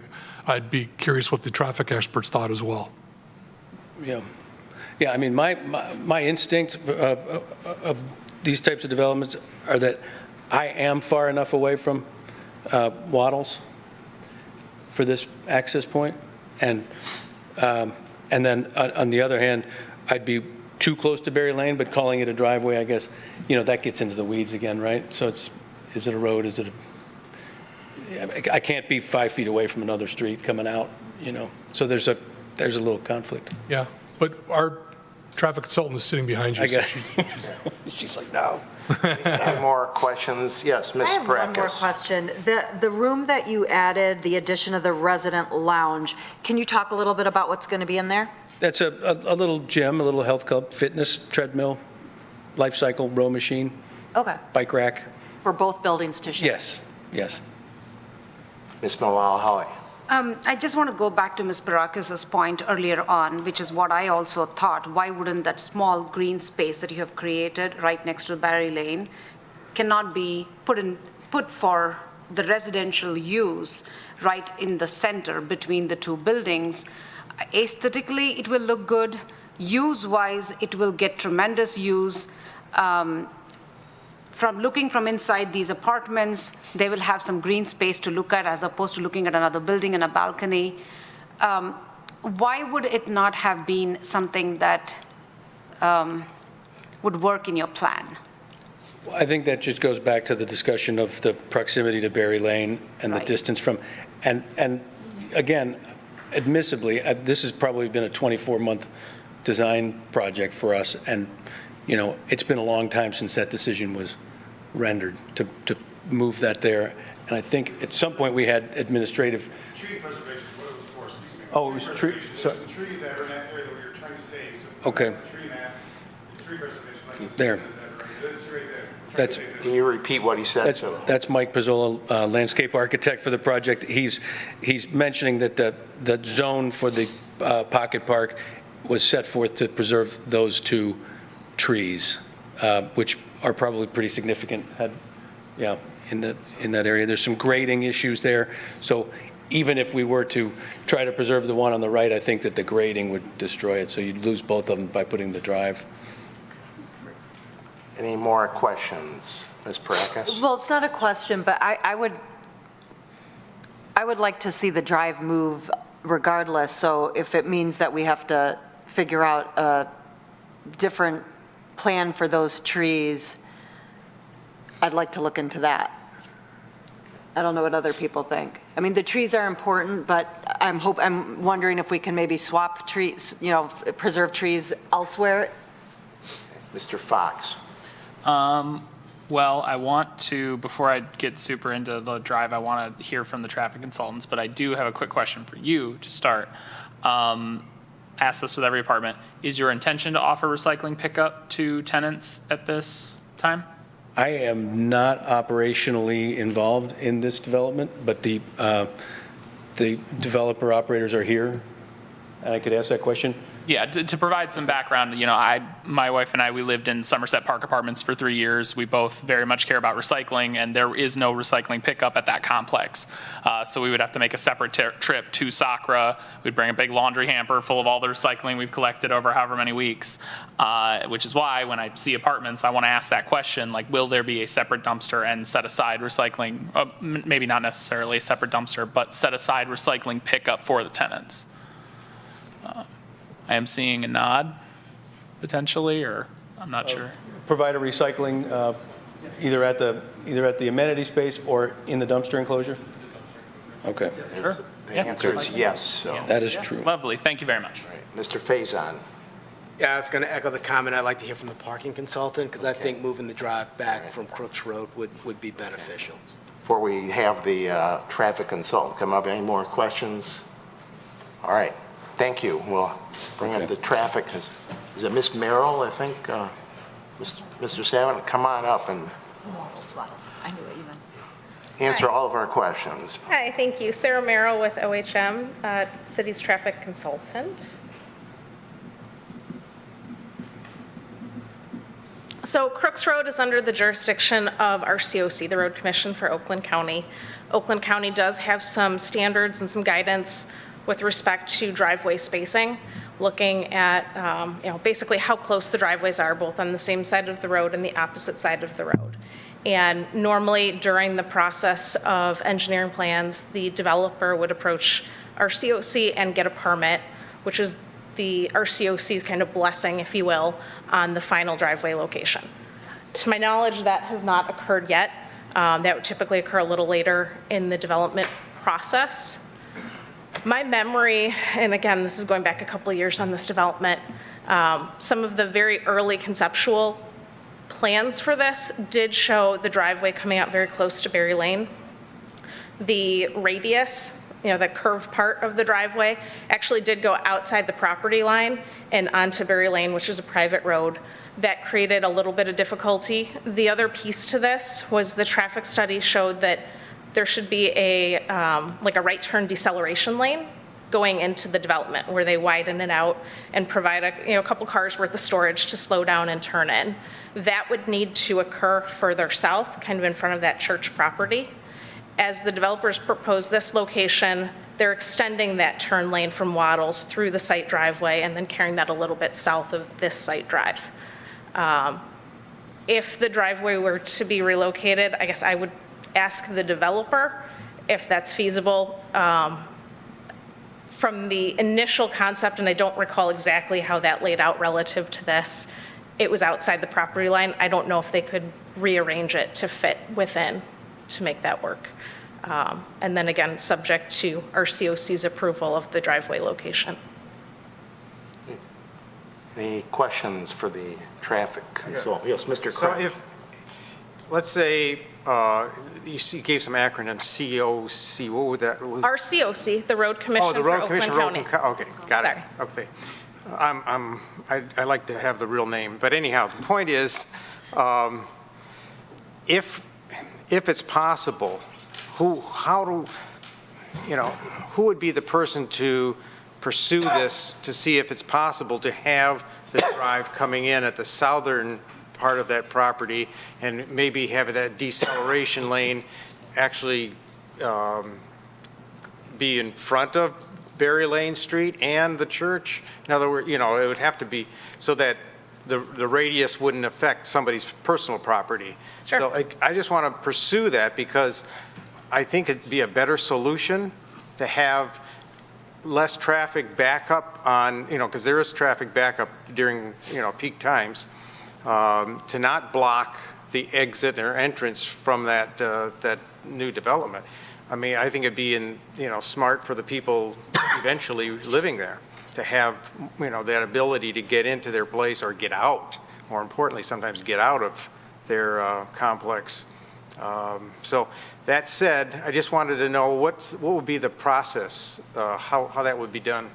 Yeah, so typically the developer or the developer's traffic engineer or civil engineer would reach out to the Road Commission. there's a permits department where they would initiate those discussions, and that would go to the traffic engineers over at the road commission to look into that and have some discussion over what would be allowed and what wouldn't. Okay, thank you. Yes, Mr. Savedant.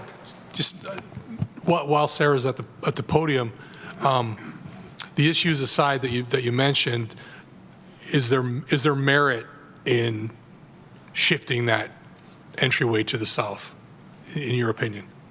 The driveway carries relatively low traffic volumes. It's kind of a mixed bag. There are benefits to pulling it further from Waddles. You know, it is closer to Bear Lane, which could have some potential ripple effects. In the past, Planning Commission has also expressed concern with big, long straightaways through parking lots, which introduce the potential for, you know, faster speeds traveling through, the need to look at traffic calming, things like that. Any more questions? Yes, Ms. Parakis. I mean, those are all good points, but one of the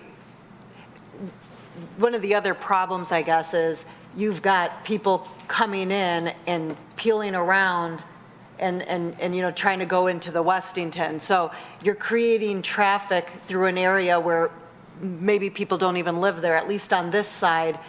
These residents, you know, this is sort of a straightaway, but you can use calming, I would say you can put speed bumps or whatever. I think that this creates more traffic, in my opinion, within a community. And again, I think that there's a lot of benefit to having that public space be between the two. So they can all benefit from that. And I mean, I drive there all the time and it does back up. I think pulling it away from Waddles would definitely help. And I think Berry Lane, with having one resident at the end of it, again, it's really not a street, it's a driveway at this point. I'm sure there's a lot of issues that need to be flushed out, but I definitely would like that to be looked into so we can see if we can make that happen. Mr. Faison, did you have a question or not? Yeah, maybe both for you and for Brent. So that corner can be very busy and very slow at rush hour. I think it's in your report. But your recommendation is that, you know, there's no changes that need to be made. So I was just curious, at what level is whether it's a LOS level or backup level, do we view traffic at an intersection as a problem that needs to be addressed, right? We had the previous project, which is a bigger project, right? And it talked about significant improvements and changes to the road infrastructure to accommodate it. For this project, at what point is there a threshold where we would look at that corner of Crooks and Waddles and either address its capacity or make some kind of modification? Sure. So the city ordinance doesn't have a hard and fast threshold as far as a level of service or a delay measure to which would trigger it. So it's a little bit open to engineering judgment and perceptions of, you know, what constitutes a public health, safety, welfare, traffic issue.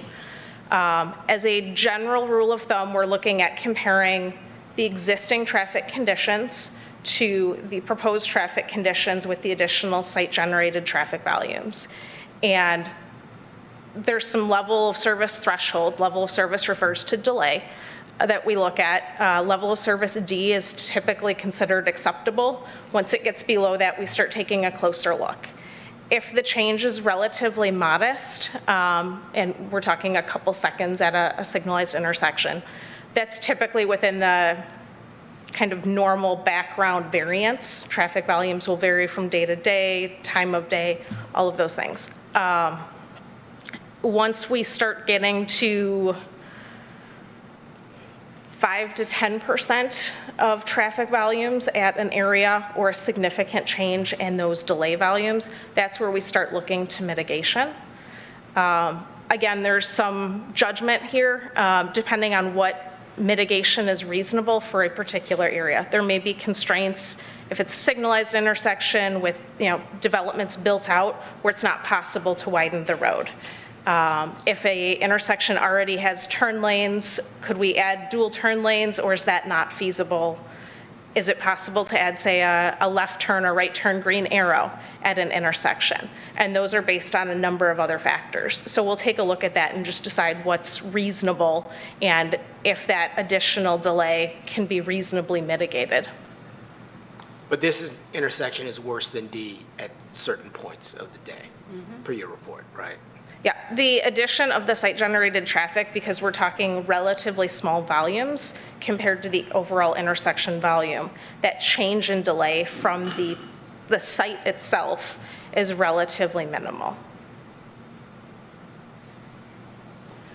Ms. Malala Holly. Thank you. Two questions. One is, can we tweak the traffic lights so that those times that we do think there will be a slight little bit more delay for the residents coming in and out, can we tweak the traffic lights so that we can have more than, say, 3 cars go through that turn and make the turn? I mean, are these the possibilities that you have also looked into?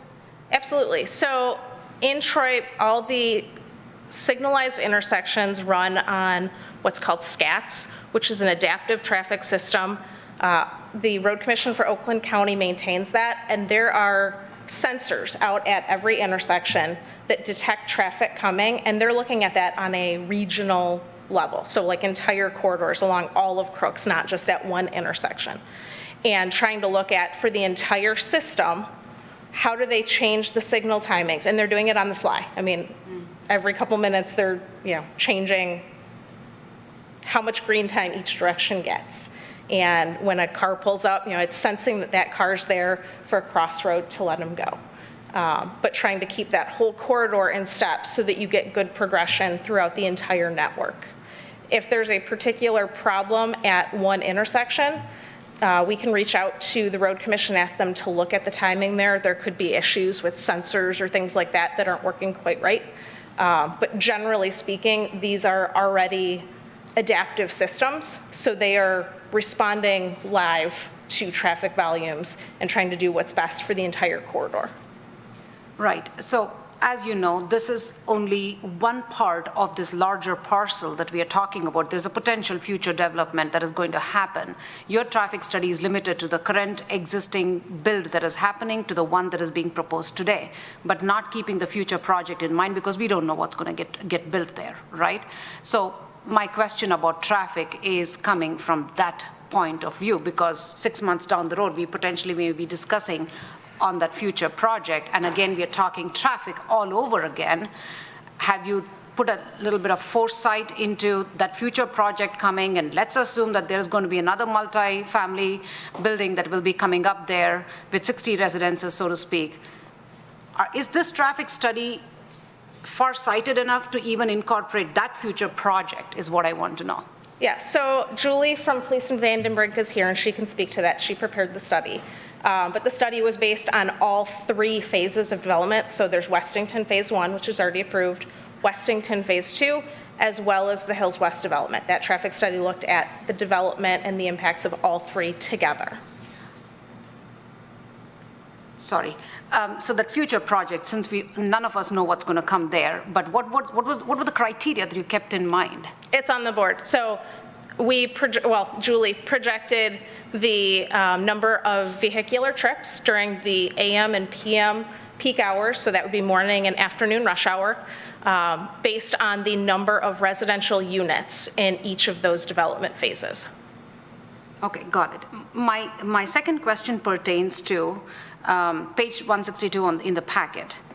When I looked at this image, and this is an image that is being shown to us when there is an emergency vehicle is needed in that area. Logically, if you look at this image, it's so confusing. Why do we want to have a fire truck go this way and then go this way and then go this way? That's where my thought process came about relocating that little pocket park to the center, provide full one straight access. I got your point too about that, where you said speed and everything, but just looking at that image, I just felt. I don't disagree. From a internal site traffic flow, from reducing the number of pedestrian, vehicular conflict potential. I do agree. It makes sense. It's just from the bigger perspective of the road intersection and the adjacent intersections, if it's feasible and something that would be approved by the county or not. Right. Okay, thank you, appreciate it. Mr. Tagle. I have a question. Did you look, or did Julie look at, if I was heading southbound on Crooks and wanted to turn left into the drive that we're talking about here, and how far the left turn lane, the northbound left turn lane, is stacked up to go left onto Waddles? Was there any consideration given to that? Because I know that northbound left turn lane gets stacked up quite a far distance, and I just didn't know how many cars does it take before I can't turn left to get into the complex? Yeah, that would have been in the model. I don't have those numbers in front of me. Okay, thank you. Any more questions for Ms. Merrill? All right. Chairman, I actually have a question. Yes, go ahead. I don't think I've ever asked a traffic consultant a question, but I'm fixated on something, and I just want to get your opinion. Is there any utility or value, and the applicant hasn't proposed this, but is there any value in having, I have to get my directions right, north-south cross-access easement between the parcel, this parcel, and the parcel where I'm going to call the 7-Eleven in that office? Is there any utility in having cross-access easement there? Would it alleviate any of the? Doesn't hurt, doesn't help. Okay, fair enough. Thank you. All right, thank you. I guess we'll invite up the other traffic consultant. You want to come up and you might be able to give some additional input to us. Make sure you sign into. Yes, Julie Kroll, Felicia Vandenbrink, traffic engineer for the project. John, to answer your question real quick, northbound left turn queues were highest in the morning, and the 95th percentile queue was 154 feet. So 25 feet per vehicle. That will not extend. It does not preclude. It will not. Turning left. It will not impact the side driveway. Oh, this one's broken. You need a pen? Yeah. More budget cutbacks. What's going on here?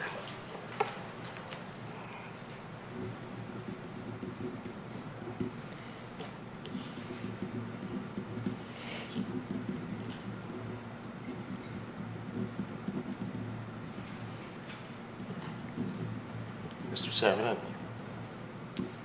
It's so, I don't want to put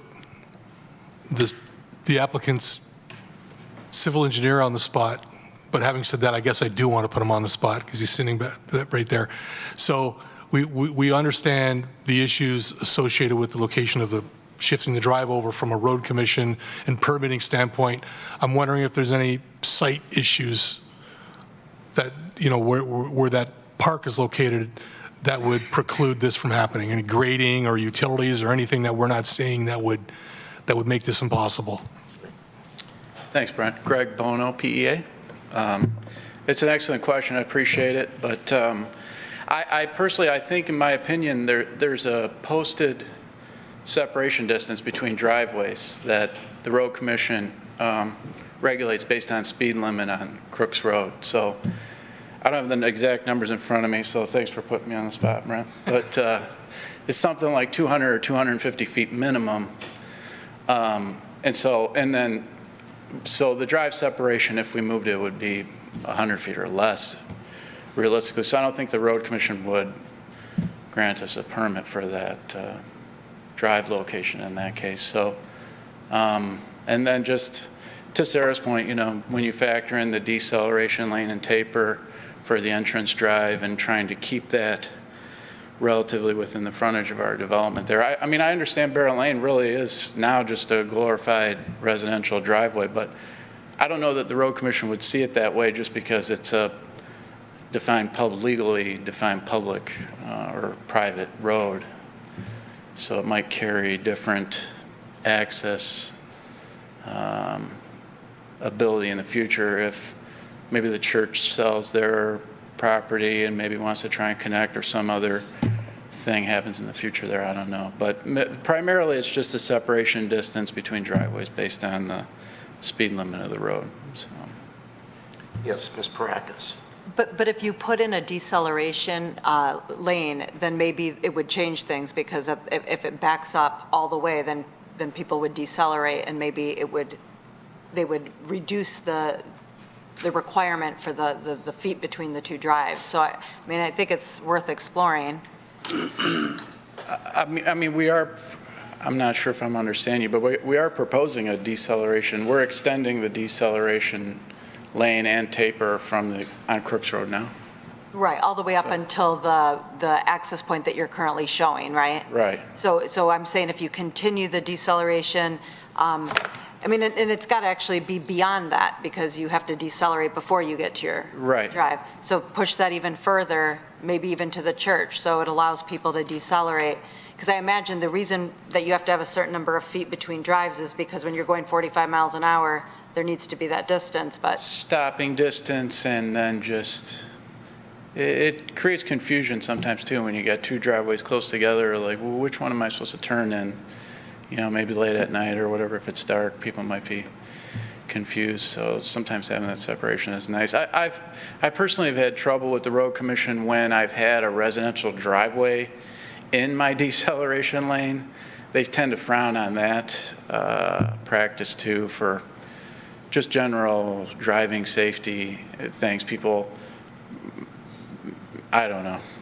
Can't honestly say I agree with it, but I have had trouble with the road commission when I've had a residential driveway in my deceleration lane too. So there's like a safety issue there.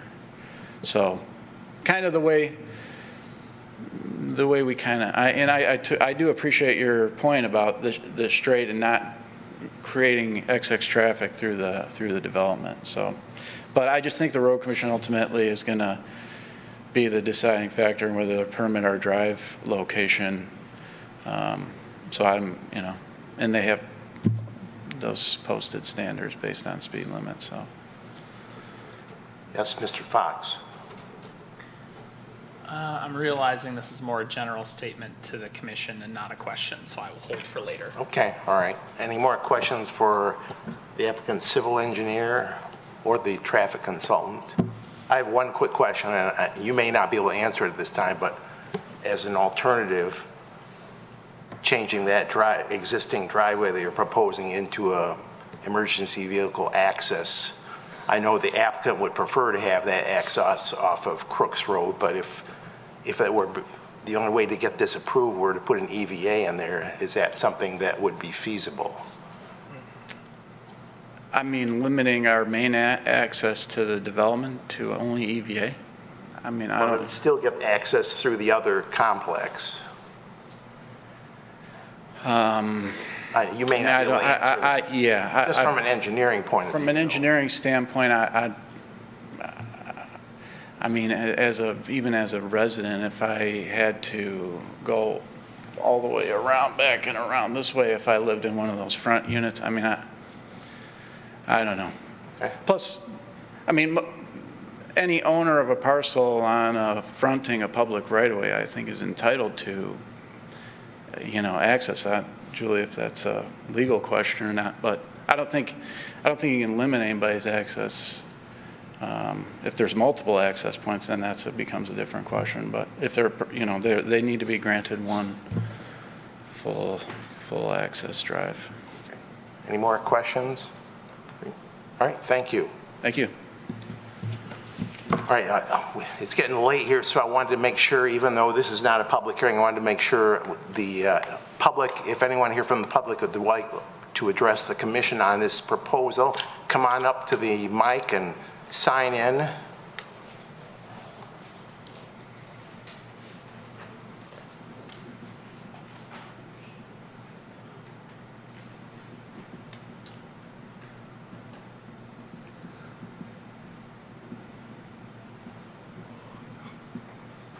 Good evening. My name is Michelle Lyons. I've lived in Troy for over 37 years now. I am the property owner of the proposed Hills West project. I was hoping to actually receive approval on this project this evening. My property's been rezoned to neighborhood node since 2008, according to the master plan. The Hills West development is a by right project, as multifamily housing is an approved land use. As you may know, there's a church to the south, apartments to the east, a dental office and restaurant to the north, and a 7-Eleven to the north of that. Crooks Road, of course, is to the west, with properties on the west side also zoned neighborhood node. So there are commercial uses all around me. Approving the Hills West development will allow me to sell my property and move away from this commercial district. Currently, there exists a shortage of rental properties, especially in southeast Michigan. I believe this development presented this evening is an excellent choice and fulfills a need. I also believe it makes the most sense to continue the same type of project as what's already been approved in the node. Again, it's my hope that this project can receive approval, perhaps with the condition that some changes be worked out in the future. So thank you for your consideration. Thank you. Anyone else that would like to address the commission on this? See no hands raised or anyone approaching the podium, so we'll bring it back to the commission for any further questions. Yes, Mr. Fox. Yeah, so admittedly, I have a comment, and then I would like to make a formal motion to approve this. I don't have an issue. In fact, I would say that I probably prefer the current in driveway where it is. I've lived in a lot of apartment complexes, and I'm just looking at that development to the north, and I'm seeing a straight line from Crooks Road into that development, or sorry, not north, the development to the east. I'm seeing a straight line. I am picturing people who are frustrated, stuck at the light, just taking that right turn, going 50 through that parking lot because they're like, I just want to get to my building.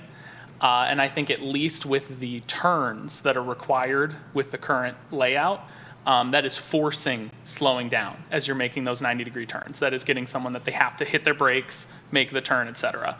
Because, I mean, people are always going to cut through. The fact that they're connected at all, people are always going to be cutting through. And just from a little bit of anecdotal experience, I mean, people are going to book it down that straightaway if you give them the opportunity to. Also, I understand like access for emergency services, but I think the fact that the parking consultant, like all of the objective logistical data that's been presented to us is that in its current position, it will not cause a significant difference to traffic at the intersection. So I also would like to make a formal proposal to approve. Do I need to read? You should probably read the one that's on, I think it's on page 138. Yes, okay. Resolved that preliminary site plan approval pursuant to Article 8 of the zoning ordinance as requested for the proposed Hills West 29-unit apartment development east side of Crooks, south of Waddles, Section 21, currently zoned NN Neighborhood Node I, district be granted subject to the following. And then, You probably don't have any. is there anything else that I need to remove? I think that's it, unless there's additional conditions you wanted to attach that. Anyone want to attach any additional? Yes, Mr. Krent. I would like the, I don't know what body would be, I guess it's the developer of the project, but backed by the city of Troy to talk with the Road Commission of Oakland County to see what's possible as far as moving that south. In other words, if there's any issues as far as legally they can't move it to the south. I would prefer moving to the south, even though I appreciate what Mr. Fox said about the cut through. I think it's still a better solution. There's always going to be somebody, one person. We have that in our street every so often. Somebody races down our street in the morning. But to negate the benefit of having that driveway farther south away from Waddles, even if it's only a few hundred feet. Again, what Mr. Tagle was talking about, southbound traffic on Crooks turning left into this, and the consultant said, yeah, that only backs up maybe 5 car lengths. But even if it's 5 car lengths, you've got to have a deceleration that takes maybe another 300 feet to pull into that left-hand lane after the last car that's turning left going north. All the room we can give drivers, I would say, would be a benefit. Plus, we get the added benefit of putting that greenery between the buildings. The greenery between the buildings is like icing on the cake. But I'm more concerned about people turning left into this, going south on Crooks, and allowing them enough space to do that. So I would second with the added requirement that the Road Commission for Oakland County reviews this to see if it's at all possible to have the driveway just at the south end of the property. Mr. Fox, is that okay as far as your motion? Is that something we can put in? Well, that's something I was going to turn it over to Mr. Savadan or Ms. Dufresne. You can put reasonable conditions on a site plan approval that are related to the project, but you're the maker of the motion, and I heard you say earlier that you didn't agree with the movement of the driveway. So you have to either agree with the condition that Mr. Krent is putting on it or not as the maker of the motion. And then we need to find a second. I would be Another more second. open to a reasonable requirement that it's explored but not required. Like it is explored, but it's not required. Yeah, we can't require it because. Okay. Then I do accept that. Okay. All right, any discussion on the motion? I mean, oh, sorry. Yes, go ahead. I guess the idea that it's voluntary and it's just going to be, they say they're going to explore it, it doesn't really have any teeth. I would like to see it be explored and then have a letter from the Road Commission telling us that it can't be done before we make a decision. Yes, Mr. Takel. Just a comment. When a jurisdiction has ownership, whether it's the county or the state or the city, they have the final say on the design of access of the roads, of the decel lane. So it's like this will be part of approval for this project when it gets to the permitting stage. So it's not like we can mandate that they move that driveway, because our mandate won't mean anything if the county says, we're not going to allow you to move that. So I think exploring it, and they're going to have to go in front of the county anyways. This is a county road. They're making adjustments to the county road. So the county's going to have its opportunity to comment on this. And so I think in the resolution, if we say, we want to see this explored or this discussed with the county, and getting a report or a letter, usually the county does issue review letters with the submittal packages. So. Yeah, I wasn't suggesting that we tell them, that we pass a resolution that the drive has to be moved, but once we pass the resolution to approve it, we'll never see it again. So I'll never know if they explored it with the county. I mean, that's my problem with it. I'd like, if we postponed it until they explored it and then came back and told us they explored it and we have an answer, then we know. Any further discussion on the resolution? Seeing none, I guess we're ready for the roll call. Mr. Lambert, No. Ms. Malala Holly,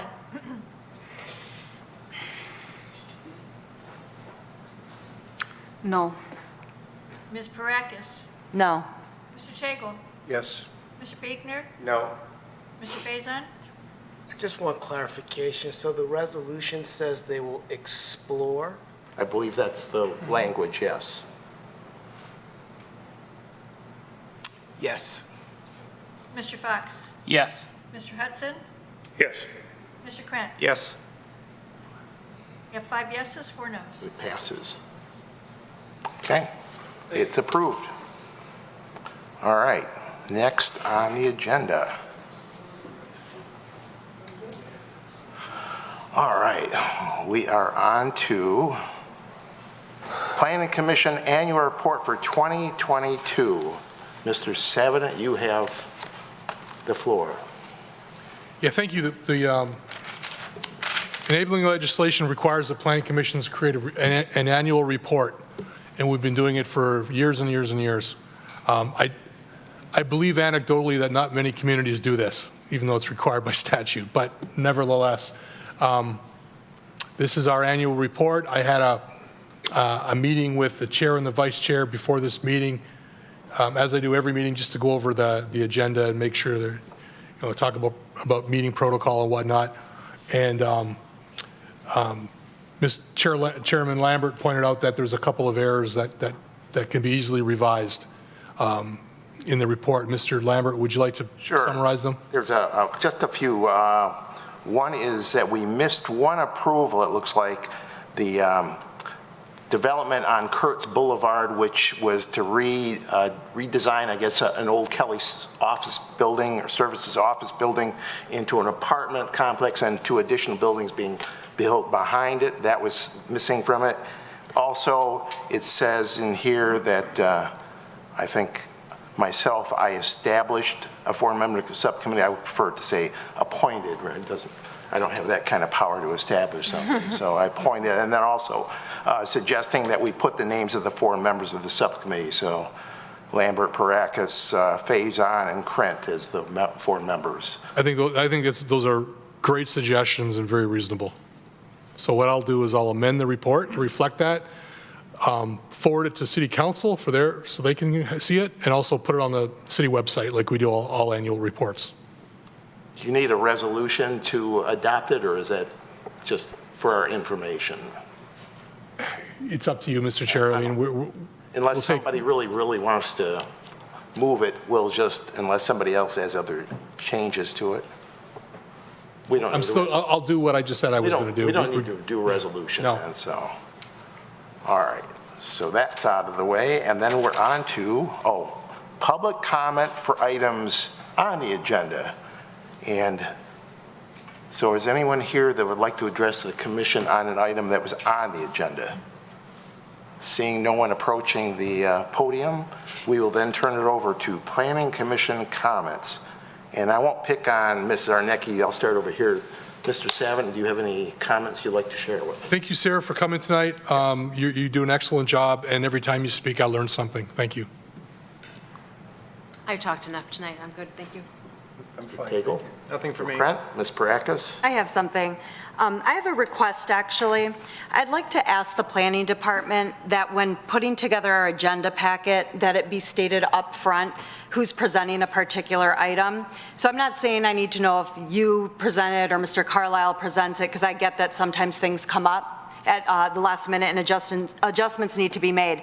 But what I am getting at is that on our January 10th meeting, we as a commission were presented with a zoning ordinance amendment in our agenda packet that was proposed by our outside consultant, Carlisle Wortman, and it was presented on their letterhead and signed by Mr. Carlisle.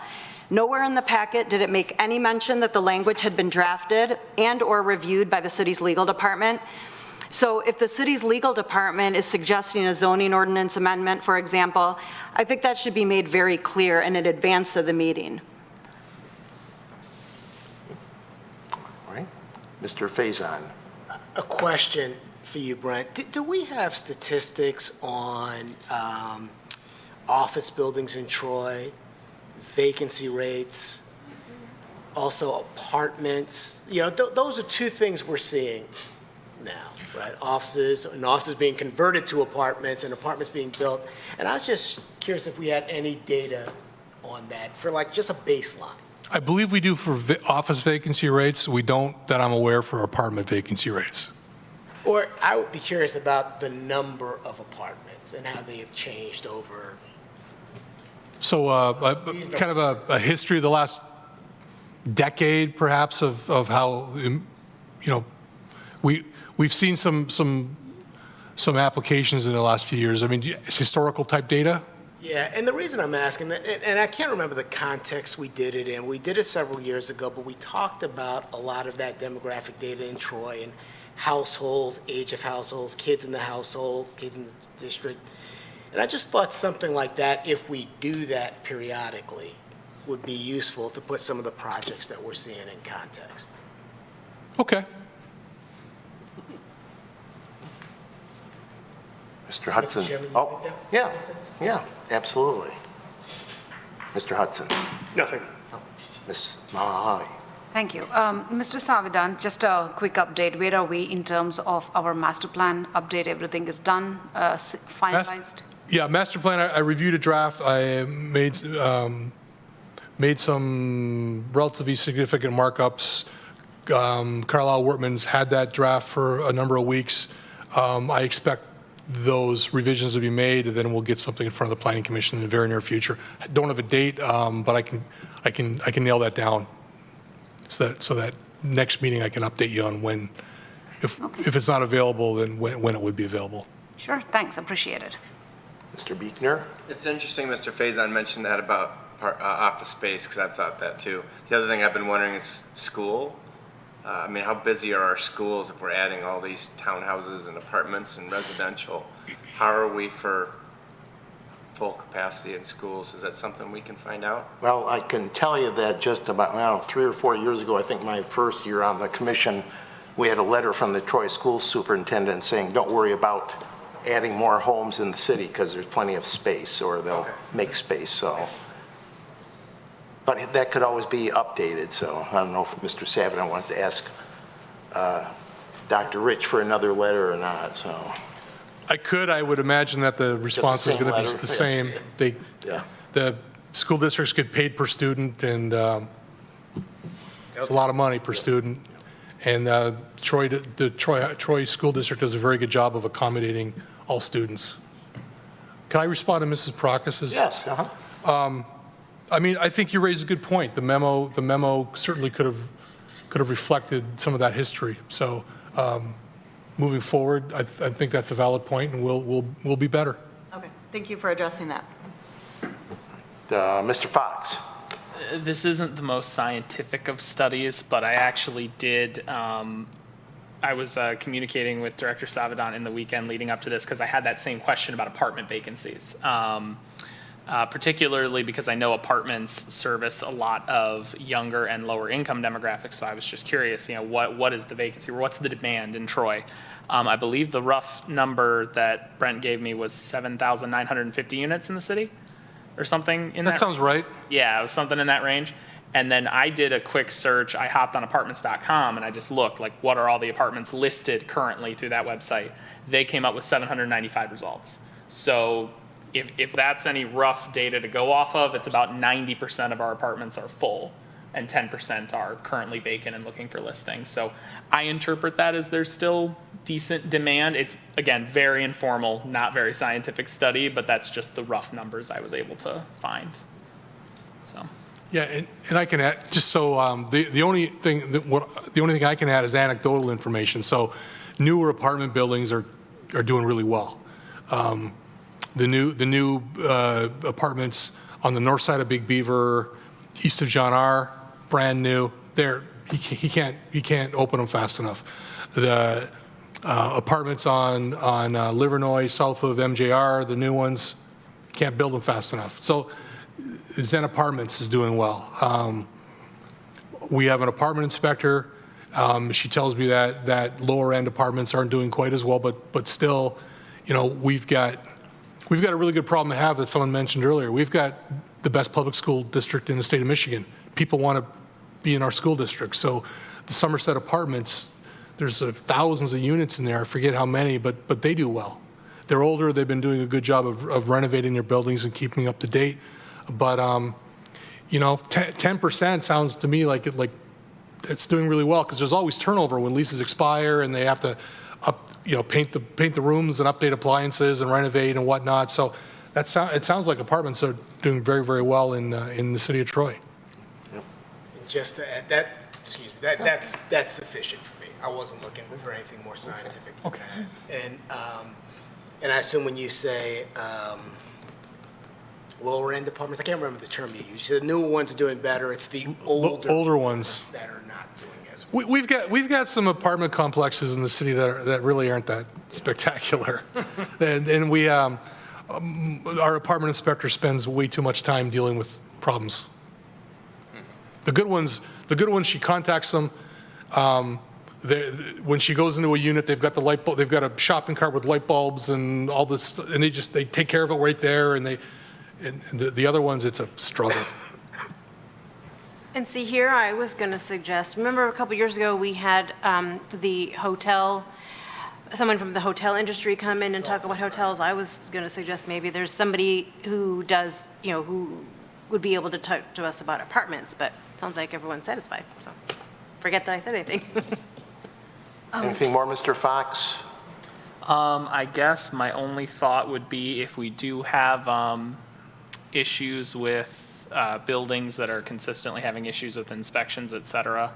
I don't know if I would potentially see that as maybe more encouragement in terms of redevelopment, et cetera. But again, that's just off the cuff. Ms. Malala, did you have something you want to say? Just because there was such good discussion on the apartments, I don't remember the name of those apartments, but Livernois and Big Beaver, it was a, what was it? It was hotel, and it was converted into apartments. How are they doing? Just curious. Oh, so Livernois, South of Big Beaver, South of 75, they're moving forward. They had an issue with fire suppression that they're working on. I'd have to check where they're at with that. Okay, thank you. Anything, Mrs. Zarnecki? No, thank you, Mr. Chair. Just speaking anecdotally, when I moved to Troy in 1990, I rented an apartment, a two-bedroom apartment on Kurtz Boulevard, not in Somerset, but just east of Livernois, $500 for an apartment. Now, what I've been told, what people are paying now, I don't know how people can afford them, so. The average in the city is $1,500. Oh, gee. The only other thing I wanted to add was, I think last night's city council meeting, Mr. Fox was either nominated for ZBA or appointed. I don't know exactly how the city council does it now, so. Established? So you're one step closer to being on the ZBA. My plan is to go to the meeting in February. might as I'll well. either be in the audience or Yeah. on the table. All right, so with that, we are adjourned.